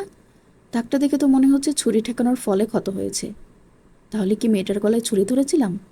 নিশ্চয়ই এই মেয়ে কথা অমান্য করেছিল। নয়তো মাতাল অবস্থা উল্টাপাল্টা কাজ করার স্বভাব আমার নেই। তার ভাবনার মাঝেই তড়িঘড়ি করে হিজাব ছাড়িয়ে নিজেকে স্বাভাবিক করে নিল হুমায়রা। ত্রস্ত পায়ে রুম ত্যাগ করতে নেবে এর আগে কানে আসলো কৃষারের গম্ভীর স্বর। এই দাঁড়া। চলন্ত পা জোড়া থেমে গেল হুমায়রার। সাথে সাথেই উল্টো করে উত্তর করল, জি। রাতে কিছু হয়েছিল? আমার হাতে ব্যান্ডেজ কেন? আর কে লাগিয়েছে এটা? কি বলবে মেয়েটা? আপনি গ্লাস ভেঙে আমাকে মারতে চেয়েছিলেন, আর সেই গ্লাসের কাঁচ দিয়েই হাত কেটেছে আপনার, এটা বলবে? যথাযথ উত্তর না পেয়ে নখ দিয়ে হাত খুঁড়তে লাগলো। তোর কি কান খাটো? পানির গ্লাস দিয়ে কেটেছে। কৃষাণের রামধমক খেয়ে কথা না বলে থাকা হলো না আর। উত্তরে কিছু বলল না সামনের ব্যক্তি। হুমায়রার কথায় ঘটনার গভীরতা অনেকটাই আঁচ করতে পেরেছে সে। হয়তো মেয়েটা পানি দিতে এসেছিল, তার জন্যই ওকে মারতে গিয়েছিল। এবার যা এখান থেকে। টি শার্টের উপর শার্ট জড়াতে জড়াতে অন্যদিকে তাকিয়ে বলে উঠল কৃষাণ। তার বলতে দেরি, অথচ রুম ছাড়তে দেরি হলো না হুমায়রার। মেয়েটা যেন কোনো মতে কেটে পড়লেই বাঁচে। ধূসর রঙের একটা শার্ট পরে ভার্সিটির জন্য বেরোলো কৃষাণ। ড্রয়িং রুমে আসতেই সামনে পড়ল ইয়াসমিন বেগম। তাকে সম্পূর্ণ উপেক্ষা করে যেতে নেবে অমনি পথ আটকে ধরলেন তিনি। বিরক্তি নিয়ে চাইল ছেলেটা। বলল, কি চাই? কোনো কথা বললেন না ভদ্রমহিলা। একটা 1000 টাকার নোট ছেলের হাতে গুজে দিতে লাগলেন। যত যাই হোক, টাকা না থাকলে ছেলে তার না খেয়ে থাকবে, যেটা মা হয়ে কখনোই সহ্য করতে পারবেন না তিনি। সন্তান না খেয়ে থাকলে কোনো মায়ের গলা দিয়ে খাবার নামে? তিনি অনুনয় করে বললেন, টাকাটা নিয়ে যা বাবা। দরকার নেই। যদিও মন গহীনে রাগের কোনো চিহ্নটুকুও নেই, তবুও মেকি রাগ দেখানোর চেষ্টা চালালো কৃষাণ। তবে মায়ের অনুরোধের কাছে সেই রাগ টিকল না বেশিক্ষণ। হার মেনে নিল ছেলেটা। অতঃপর টাকা হাতে বেরিয়ে পড়ল ফুরফুরে মেজাজে। নিত্যদিনের নিয়ম মাফিকই সময় কেটে গেল। কোলাহলহীন নির্জন রাস্তা। গাড়ির হর্নের শব্দ ব্যতীত তেমন কোনো আওয়াজ পাওয়া যাচ্ছে না। সকালের ব্যস্ততা শেষ করে ধরনী তখন ঠাঁই নিয়েছে দুপুরের হালকা নির্জনতায়। ভার্সিটি শেষ করে আজ আর বেশিক্ষণ আড্ডায় মজে থাকতে পারেনি কৃষাণ। শরীরটা কেমন টনটন করছে। ভিতরের প্রতিটা রগ যেন টেনে নিয়ে যাচ্ছে কেউ। মাথার ভিতর যেন হাতুড়ি পেটানো হচ্ছে। সবকিছু একেবারে অসহ্য লাগছে ছেলেটার। তাই আর না পেরে সব ছেড়ে বাসার উদ্দেশ্যে রওনা হলো। মিনিট দশেকের মধ্যেই বাড়ির দোরগোড়ায় চলে এলো। বড় বড় পায়ে মেইন গেট অতিক্রম করে বাড়িতে প্রবেশ করলো। রুমে গিয়ে কোনো মতে কাঁধে থাকা ব্যাগটা ছুঁড়ে ফেলে বিছানায় গা এলিয়ে দিল। এতক্ষণে বোধহয় একটু শান্তি মিলল ছেলেটার। জোহরের নামাজ শেষ করে আর রুমে যায়নি হুমায়রা। নামাজ ঘর থেকে বেরিয়ে খাবার খেয়ে দুই বান্ধবী সোজা ইকরার রুমে চলে এসেছে। তাদের মাঝখানে বিছানায় চুপটি করে বসে আছে মিঠু। ছোট ছোট লালিত চোখ জোড়া তাদের উপরে নিবদ্ধ। সেই তখন থেকে আগত পরীক্ষার ব্যাপারে কথা বলে যাচ্ছে দুজন। মাসখানেক পরেই দাওরায়ে হাদিসের ফাইনাল পরীক্ষা শুরু হবে। পূর্ব থেকে দুই বান্ধবীর পরীক্ষা দেওয়ার কথা ছিল, তবে হুমায়রা এখন বলেছে সে নাকি পরীক্ষা দেবে না। যেখানে ইকরার পরিবারের তরফ থেকে কোনো নিষেধাজ্ঞা নেই, সেখানে পরীক্ষা না দেওয়ার মানে কি? এই বিষয়ে তখন থেকে হুমায়রাকে বুঝিয়ে যাচ্ছে ইকরা। অথচ ঘুমে বারবার চোখ লেগে আসছে হুমায়রার। রাতেও ঠিক করে ঘুম হয়নি। আবার দুপুরের ঘুমটাও মিস দেওয়ায় চোখ খুলে রাখা দায় হয়ে পড়েছে মেয়েটার জন্য। ইকরাও ইকরাই, সে নিজের মতো বলেই যাচ্ছে। হুমায়রা তো তার মামিকে বলেছিল পরীক্ষাটা একেবারে দিয়ে না হয় বিয়েটা দিতে। এতে ইকরার পরিবারও কোনো বাধা দিত না। তা ভালো করেই জানতো হুমায়রা। তবে রেখা বেগম তার কথার কোনো তোয়াক্কাই করেননি। তিনি তো কোনো মতে হুমায়রাকে বাড়ি থেকে বের করলেই যেন বাঁচে। এসব নিয়ে এখন আর কোনো আফসোস নেই তার। ভাগ্যে যা ছিল তাই হয়েছে। আবার নতুন করে পড়ালেখা শুরু করার বিন্দুমাত্র ইচ্ছে নেই। অথচ সামনে থাকা ব্যক্তি মানলে তো। উল্টো জেদ ধরে বসেছে হুমায়রা পরীক্ষা না দিলে সেও দিবে না। এক পর্যায়ে মানতে বাধ্য হলো মেয়েটা। বলল সে পরীক্ষা দেবে। এখন পরীক্ষার টপিক বাদ দিতে শুনে বিশ্বজয়ের হাসি ফুটল ইকরার মুখে। বলল, শুক্রিয়া বান্ধবী আমার, এবার তুই ঘুমা। সাথে সাথেই বিছানায় গা এলিয়ে দিল মেয়েটা। নিজের রুমে যাবারও প্রয়োজন বোধ করল না। তার ঘুমন্ত মুখপানে চেয়ে হাসলো ইকরা। পরপর নিজেও শুয়ে পড়ল। চতুর্দিকে আসরের আজান ধ্বনিত হতেই ঘুম ভাঙল হুমায়রার। পাশ ফিরে ইকরাকে ডাকলো মৃদু স্বরে। গুনে গুনে 3টা ডাকের মাথায় গিয়ে সাড়া এলো ইকরার তরফ থেকে। নামাজ পড়বে, চল। চোখ খুলে তাকালো ইকরা। পরপর কোনো অলসতা ছাড়াই উঠে পড়ল দুই বান্ধবী। ওয়াশরুম থেকে অজু সেরে হাঁটা দিল নামাজ ঘরের দিকে। অতঃপর নামাজ আদায় করে সতেজতা ফিরিয়ে আনলো শরীরে। তারপর নিত্যদিনের মতোই মিঠুকে নিয়ে চলল বাগানের দিকে। সেখানে গিয়ে মিঠুকে ঘাস খাওয়ার জন্য ছেড়ে দিল। সেই ফাঁকে দুজন ফুল গাছে পানি দেওয়ার কাজ শেষ করলো। এভাবেই বিকেল করিয়ে সন্ধ্যা নেমে এলো। এর মাঝে একবারও রুমে যায়নি হুমারা। একেবারে মাগরিবের নামাজ শেষ করে রুমের ভিতরে পা রাখলো সে। বিছানায় কাঁথা মোড়ানো অবস্থায় কৃষাণের অবয়ব দেখতেই 480 ভোল্টের ঝটকা খেলো মেয়েটা। চোখ বড় বড় করে সেদিকে তাকিয়ে রইল। এ বাড়িতে আসার পর আজকে প্রথম দিনের বেলায় কৃষাণকে শুয়ে থাকতে দেখলো। এমনিতে তো সারা দিন মাত্র একবার দর্শন পাওয়া যায় তার। তাও কোনো মতে ব্যাগটা রেখে ফ্রেশ হয়ে আবারও বেরিয়ে পড়ে। আজকে হঠাৎ কি হলো? শরীর খারাপ করেনি তো মানুষটার? কাল বৃষ্টিতে ভেজার দরুন জ্বর হলো না তো? সব বিস্ময় ভাব ছুঁড়ে ফেলে ত্রস্ত পায়ে স্বামীর নিকট এগিয়ে গেল সে। কৃষাণের গায়ে হাত রাখতেই আরেক দফা ঝটকা খেল। জ্বরে পুরো গা জ্বলে যাচ্ছে তার। হুমায়রার যেন মনে হলো কোনো উত্তপ্ত জিনিসে হাত রেখেছে। মুহূর্তেই চোখে মুখে আতঙ্ক ছড়িয়ে পড়ল। কখন জ্বর আসলো মানুষটার? এতক্ষণ কেন যে রুমে এলো না সে? চিন্তা ও অনুতপ্ততায় ডুবে গেল রমণী। এখন নিজেকে নিজেরই বকতে মন চাচ্ছে। পর্ব 9। ঘরময় পায়চারি করছে হুমায়রা। চিন্তায় মাথা ফেটে যাওয়ার উপক্রম। কৃষাণের ললাটে জলপটে দেওয়া। একটু পরপরই তাপমাত্রার প্রভাবে তা শুকিয়ে যাচ্ছে। আর সেটাকে পুনরায় সিক্ত করে কপালে দেওয়ার কাজে অব্যাহত রয়েছে সে। কিন্তু এতে করে কোনোরূপ ফল পাওয়া যাচ্ছে না। জ্বর কমার কোনো নাম নেই। উল্টো ক্রমান্বয়ে বেড়েই চলেছে। এখন ঔষধ না খাই উপায় নেই। তবে ঔষধ সেবনের আগে কিছু তো খাওয়াতে হবে মানুষটাকে। কিন্তু এই লোক তো ঘরের খাবার মুখেই নেয় না। এখন কি করবে মেয়েটা? দ্বিধাদ্বন্দ্বে ভুগতে ভুগতে রান্নাঘরের দিকে এগোলো। ভাত নামক খাবারটা একেবারে চোখের বিষ কৃষাণের। এই খাবারটাকে সহ্যই করতে পারে না সে। তাই একটা নুডলস হাতে স্যুপ বানানোর সিদ্ধান্ত নিল। সবাই তখন যার যার রুমে ব্যস্ত। হুমায়রা নিজের মতো স্যুপ বানিয়ে রুমে ফিরে এলো। শুনছেন? কৃষাণের শিওরে বসে মৃদু স্বরে ডাকলো হুমায়রা। কোনো সাড়া পাওয়া গেল না ওপাশ থেকে। ফের শোনাগুলো একই সুর। শুনছেন? একটু কষ্ট করে একটু কিছু খেয়ে ওষুধটা নিন, ইনশাল্লাহ জ্বর ছেড়ে দিবে। কথা বলতে ইচ্ছা করছে না কৃষাণের। একে তো শরীরের অবস্থা বেগতিক, আবার হুমায়রার ডাকাডাকিতে মেজাজ খারাপ হলো। বিরক্তি নিয়েই উত্তর করলো, তুই যাবি এখান থেকে? আরেকবার ডাকবি তো মেয়েরে তন্দুরি বানিয়ে দিবেন, জানি আমি। আগে সুস্থ হন, তাহলে সহজে মারতে পারবেন। তার কথা সম্পূর্ণ হওয়ার আগে তাকে থামিয়ে মাঝপথে উঠে বসলো হুমায়রা। বিরক্তির মাত্রা 100 ছাড়িয়ে গেল ছেলেটার। তবে শরীরের দুর্বলতার কারণে শান্ত রইল, নয়তো এতক্ষণে ঘা লাগিয়ে দিতে নিশ্চিত। সে তুলনামূলক শান্ত অথচ কঠোর স্বরে বলল, ভালো লাগছে না হুমায়রা, যা এখান থেকে। মানুষটার শান্ত কণ্ঠে ভিতরটা হু হু করে উঠল মেয়েটার। এমন শান্ত স্বর আগে কখনো শুনিনি। নিশ্চয়ই বেশি খারাপ লাগছে। সে অত্যাধিক মোলায়েম কণ্ঠে অনুনয় করল, দয়া করে একটু কিছু খেয়ে ওষুধটা নিন, তাহলে ভালো লাগবে। আচ্ছা, আপনাকে উঠতে হবে না, শুধু খাটের সাথে হেলান দিয়ে একটু বসুন, আমি খাইয়ে দিচ্ছি। নড়চড় দেখা গেল না কঠোর মানবের। কাঁথার নিচে থেকে প্রশ্ন ছুড়ল, কি এনেছিস? স্যুপ। যদিও খাবারটা তেমন একটা পছন্দ হলো না কৃষাণের, তবুও কাঁথার নিচের থেকে দুর্বল শরীরটা টেনে নিয়ে ঠেকালো খাটের সাথে। আপাতত ঔষধ নেওয়া আবশ্যক। বরাবরের মতো না খেয়ে ঔষধ সেবন করার নিয়ত ছিল তার। তবে এই মেয়ের প্যান থেকে বাঁচতে খাবার খেতে হচ্ছে। অসুস্থতার সুযোগে একটু বেশি বার বেড়েছে মেয়েটার। সুস্থ হওয়ার পর মজা বোঝাবে এটাকে। মুখের সামনে চামচ বাড়িয়ে রেখেছে হুমায়রা, অথচ সামনের ব্যক্তির সেসবে খেয়াল নেই। সে তীক্ষ্ণ দৃষ্টিতে হুমায়রাকে পরখ করছে। সেই দৃষ্টির আড়ালে থাকা গভীর পরিকল্পনাগুলো বুঝতে সক্ষম হলো না সরল মানবী। সে স্বামীর জ্বরাক্রান্ত মুখের দিকে তাকিয়ে খাবার নিতে ইশারা করল। সম্বিত ফিরল কৃষাণের। চিন্তার জগৎ থেকে বেরিয়ে এলো মুহূর্তেই। পরপরই কোনোরূপ বাধা ছাড়া খাবার মুখে পুরে নিল। 5 কি 6 চামচ খেয়ে আর খাবে না বলে জানিয়ে দিল। হুমায়রা খুব করে বলতে ইচ্ছে হলো, পুরোটা খেয়ে শেষ করুন। তবে সাহসে কুলালো না। এইটুকু যে খেয়েছি এটাই অনেক। অতঃপর কৃষাণের দিকে পানি আর ঔষধ এগিয়ে দিল। ঔষধ সেবন করে আবারও শুয়ে পড়ল সে। আদেশের স্বরে বলল, কেউ যেন না জানে জ্বরের কথা। আচ্ছা। এই বেলায় একটু নিশ্চিন্ত হলো মেয়েটা। এর মাঝেই মসজিদে এশার নামাজের আহ্বান দেওয়া হলো। সুপের বাটিটা নিয়ে রান্নাঘরে রেখে দিল হুমায়রা। তারপর চলে গেল নামাজ আদায় করতে। চুলার সামনে দাঁড়িয়ে রাতের খাবার গরম করছে হুমায়রা। টেবিলে বসে খাবারের অপেক্ষা করছে বাড়ির কর্তারা। এখনো গরম হয়নি? জি আম্মু, হয়ে গেছে প্রায়। ইয়াসমিন বেগম পাশে এসে একটু পরখ করলেন। পরপর যেভাবে এসেছিলেন সেভাবেই চলে গেলেন।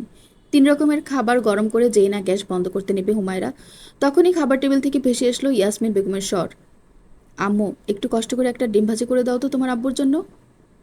এখনই দিচ্ছি আম্মু। বলেই পেঁয়াজ মরিচ কুচি করে ডিম ভাজার কাজ শুরু করলো। এর মাঝে আবারও রান্নাঘরে এলেন ইয়াসমিন বেগম। ততক্ষণে ভাজা প্রায় হয়ে গেছে। কাজ হতেই ভদ্রমহিলা ডিম নিয়ে চলে গেলেন টেবিলে। সেই ফাঁকে সবকিছু পরিষ্কার করে গুছিয়ে রেখে দিল হুমায়রা। অতঃপর পুরুষদের খাবার শেষ হতেই টেবিলে বসে পড়ল মহিলাগণ। ডাকা হলো হুমায়রাকে। শাশুড়িদের খাবার এগিয়ে দিয়ে নিজেও খেতে বসলো। খাওয়া শেষে এঁটো থালা বাসনগুলো ধুতে লেগে পড়ল। এখন এইগুলো তার নিত্যদিনের কাজ হয়ে উঠেছে। সংসার জীবনে এসব সাধারণ ব্যাপার। তবে আজকে শরীরটা দুর্বল লাগছে মেয়েটার। কাজ যেন এগোচ্ছেই না। 2 দিন রাতে ঠিকমতো ঘুম না হওয়ার থেকেই মূলত এই দুর্বলতার সৃষ্টি। কাজের মধ্যেই ধীর পায়ে পাশে এসে দাঁড়ালো ইকরা। বলল, আমি সাহায্য করি? না, লাগবে না, পারবো আমি। মুচকি এসে উত্তর করলো হুমায়রা। তবে তার কথা সম্পূর্ণ উপেক্ষা করে কাজে হাত লাগিয়ে দিল সামনের রমণী। বললাম তো আমি পারবো, তুই হাত লাগালি কেন? তুই তো সব কিছুই পারিস। এখন যদি পুরো ঘরের থালা বাসন এনেও তোকে দেওয়া হয়, তাও একই শব্দ বেরোবে তোর মুখ দিয়ে। তুই পারলেই হবে? আমাকেও তো শিখতে হবে। ভাবি হিসেবে ননদকে কাজ শেখানো তোর দায়িত্ব। হাসলো হুমায়রা। বলার মতো কিছু খুঁজে পেল না। শুধু কিছুপল তাকিয়ে রইল মুগ্ধ নয়নে। ঘরের মালিকের উপস্থিতিতে যেই ঘরটা সবসময় নিকোটিনের ধোঁয়ায় আচ্ছন্ন হয়ে থাকতো, আজ তা একেবারে উজ্জ্বল হয়ে আছে। সময়ের সাথে সাথে পাল্লা ধরে কৃষাণের জ্বর শুধু বেড়েই যাচ্ছে। শরীরের উত্তাপে উত্তপ্ত হয়ে যাচ্ছে পুরো বিছানা। অথচ ভিতরে ভিতরে শীতে কাঁপছে শরীর।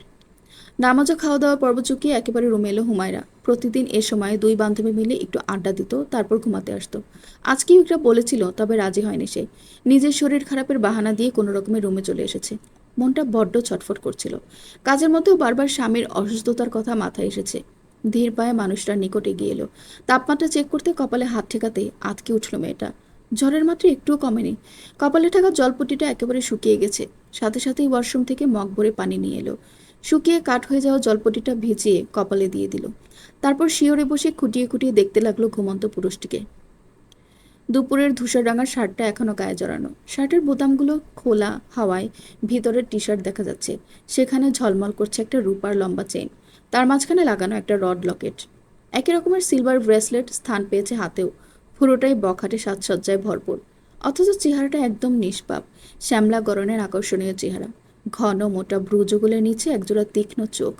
অপরিপাটি চুলগুলো কপাল ছড়িয়ে ভ্রুতে এসে পড়েছে। তার গভীরভাবে পর্যবেক্ষণের মধ্যেই পুনরায় শুকিয়ে উঠল মাথার জলপট্টি। পরপর সেটা আবারও ভিজিয়ে নিল মেয়েটা। একবার, দুবার, তিনবার। এভাবে জলপট্টি দিতে দিতে মধ্যরাত ঘনিয়ে আসতে লাগলো। অথচ জ্বর কমলো না মানুষটার। চোখ বারবার ঘুমের রাজ্যে তলিয়ে যেতে চাইছে, কিন্তু স্বামীর চিন্তায় চোখের পলক অব্দি পড়তে দিল না রমণী। অতঃপর নিজের শরীরের সকল দুর্বলতা ভুলে আবারও কাটিয়ে দিল আরেকটি নির্ঘুম রাত। রাতের তৃতীয় প্রহর। সকলে তখন গভীর ঘুমে মত্ত। ঘণ্টাখানেক বাদেই ফজরের আজান পড়বে ধরণীতে। ঝিঝি পোকাদের ডাকও তখন কানে আসছে না। তারাও বোধহয় তখন ঘুমের দেশে পাড়ি জমিয়েছে। একেবারে নির্জীব, নিস্তব্ধ হয়ে আছে চারপাশ।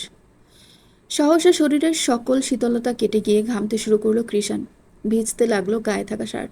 অসহ্য গরমে ঘুম হালকা হয়ে এলো ছেলেটার। অমনি নাকের ভিতর প্রবেশ করলো নারীসুলভ একটা পবিত্র সুঘ্রাণ। সেই ঘ্রাণের উৎস অনুসরণ করে অজান্তেই পাশ ফিরে শুলো সে।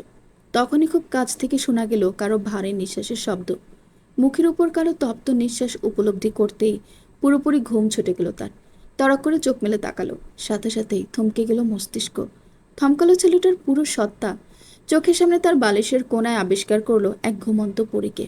গাঢ় সবুজ হিজাবের মধ্যে স্থান পাওয়া মায়াবী মুখখানা দেখে মনে হচ্ছে স্বর্গ থেকে নেমে আসা কোনো হুর, যার চেহারা ক্ষণে ক্ষণে ছড়িয়ে পড়ছে স্নিগ্ধতা। এই প্রথম এতটা কাছ থেকে হুমায়রাকে দেখছে কৃষাণ। কেন যেন ব্যাপারটাতে মোটেও রাগ হলো না তার, বরং কণ্ঠনালী থেকে বেরিয়ে এলো অনাকাঙ্ক্ষিত কিছু বাক্য।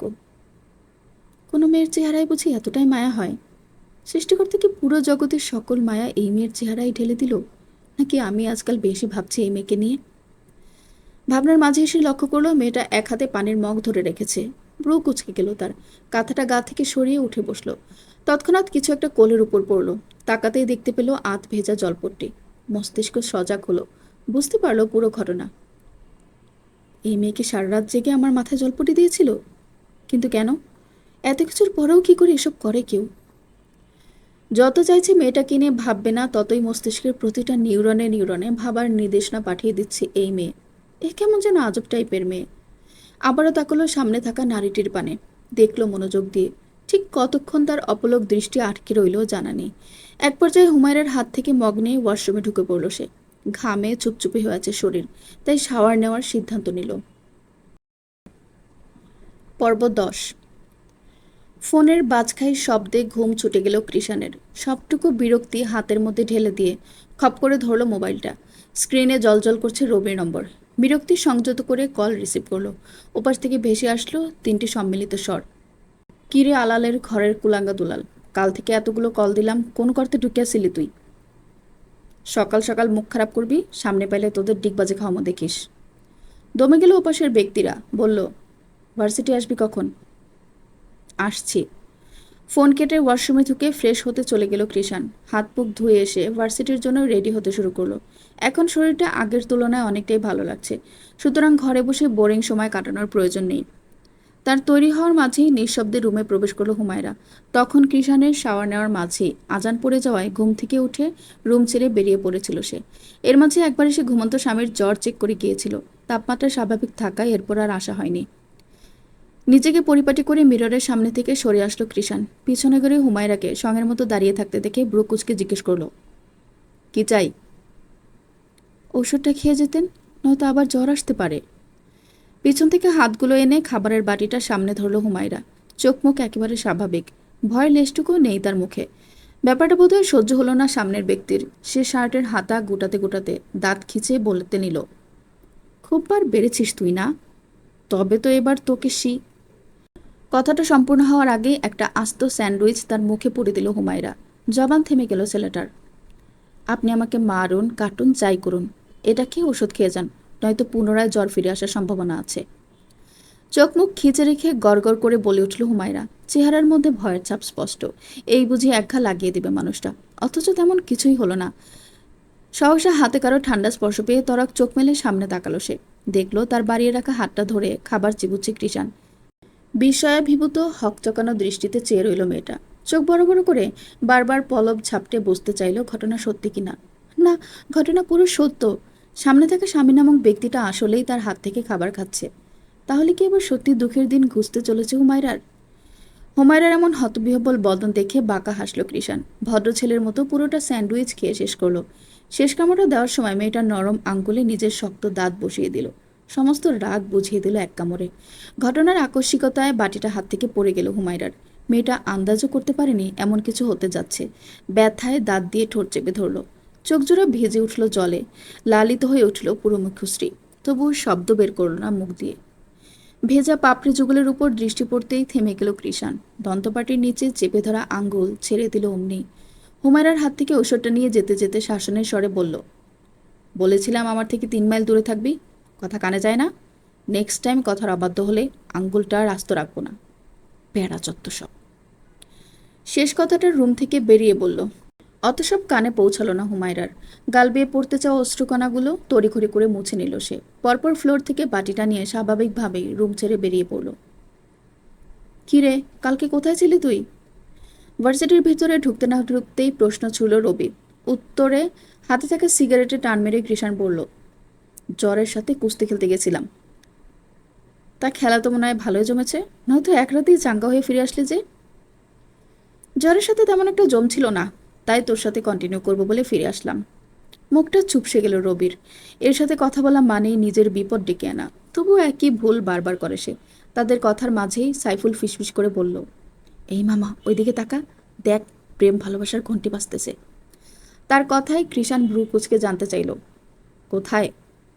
আরে ওই যে চিপায় দেখ। আঙ্গুল অনুসরণ করে সকলে এক জায়গায় দৃষ্টি নিক্ষেপ করলো। দেখলো প্রাপ্তবয়স্ক দুটো ছেলে মেয়ে একটা গাছের আড়ালে লুকিয়ে প্রেমে মজেছে। দুটোই জুনিয়র। চল মামা, কাজে লেগে পড়ি। অভির কথায় কৃষাণ ঘাসের উপর আরাম করে বসে বলল, তোরা যা, ঘাটতারামি করলে আমায় ডাকিস। সাথে সাথেই 3 বন্ধু উঠে হাঁটা দিল। ছেলে মেয়েগুলোর কাছে গিয়ে বলল, হেই জুনিয়রগণ, ক্যা বাত হে, কি হচ্ছে এখানে? পিছন থেকে সিনিয়রদের কণ্ঠ শুনে ঘাবড়ে গেল ছেলে মেয়েগুলো। মেয়েটা হাতে থাকা গোলাপটা লুকিয়ে ফেলল। ছেলেটা মুচকি এসে বলল, আসসালামু আলাইকুম ভাইয়া, আপনারা এখানে? একটু ভার্সিটির পরিবেশ চেক করতে আসলাম আর কি। ওহো, আচ্ছা। তা কবে থেকে চলছে এসব? কিসের কথা বলছেন ভাইয়া? নাটক বন্ধ করো জুনিয়র। এখন বলো, গণধোলাই খাওয়ার ব্যবস্থা করব নাকি কাজের কথায় আসবো?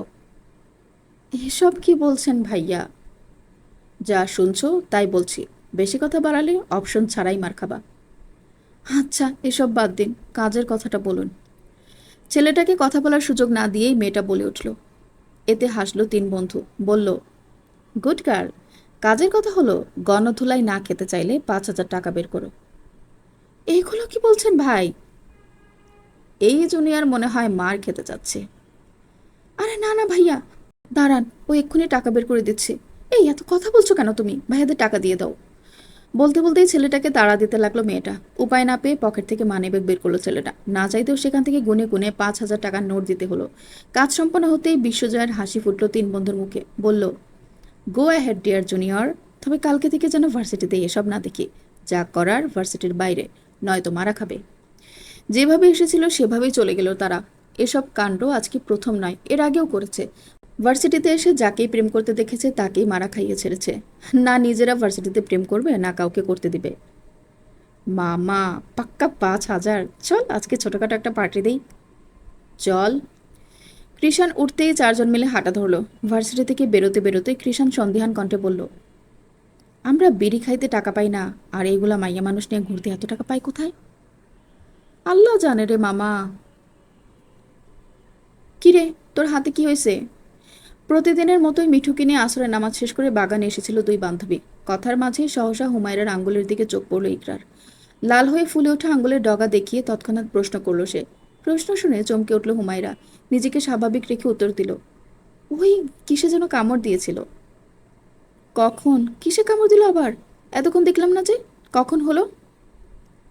সকালেই হয়েছিল, তুই হয়তো খেয়াল করিসনি। বাদ দে তো। বাদ দেবো মানে? কি অবস্থা হয়েছে আঙ্গুলটার? হায় আল্লাহ, থামবি তুই? এটা কিছুই না, পরে মলম লাগিয়ে নিবনে, এখন থাম। আমি জানি তুই যে পরে লাগাবি। সকালে এমন হয়েছে, এখনো কয়বার লাগিয়েছিস শুনি? চল আমার সাথে। এক প্রকার টানতে টানতে মেয়েটাকে নিয়ে বাড়িতে ঢুকে পড়ল। তাদেরকে যেতে দেখে মিঠুও পেছন পেছন ছুটল। হুমায়রা একবার সেদিকে তাকিয়ে চুপচাপ ইকরার পায়ের সাথে পা মিলিয়ে হাঁটতে লাগলো। রাত 11টা কি 12টা। তখন ভার্সিটি থেকে বন্ধুদের সাথে বেরিয়ে আর বাসায় ফেরেনি কৃষাণ। জমিয়ে মাস্তি করে একেবারে রাতেই ফিরেছে। আজ তেমন একটা নেশা করেনি, খেলেও একেবারে কম খেয়েছে, যার দরুন শরীর পুরো ফিট, কোনো হেলদোল নেই। ফুরফুরে মেজাজে রুমে প্রবেশ করলো সে। বিছানার একেবারে মাঝখানে হুমায়রাকে শুয়ে থাকতে দেখে ফুরফুরে মেজাজটা অমনিয়ে চড়ে গেল তার। কাঁধ থেকে ব্যাগ রেখে ফ্রেশ হয়ে এসে চড়া গলায় ডেকে উঠল, এই মেয়ে, এই ওদিকে চেপে ঘুমা। কোনো উত্তর এলো না হুমায়রার তরফ থেকে। রাগ সংবরণ করতে হাত দিয়ে ঘাড় টলল। ফের ডাকলো একই স্বরে, এই মেয়ে, কথা কানে যায় না? পরপর দুবার ডাকার পরও যখন কোনো সাড়া শব্দ পাওয়া গেল না, তখন এগিয়ে এসে গালে বেশ জোরেই একটা থাপ্পড় মারল। কিছু বলতে নিবে এর আগে মেয়েটার শরীরের উত্তপ্ততায় হালকা ঝটকা খেলো।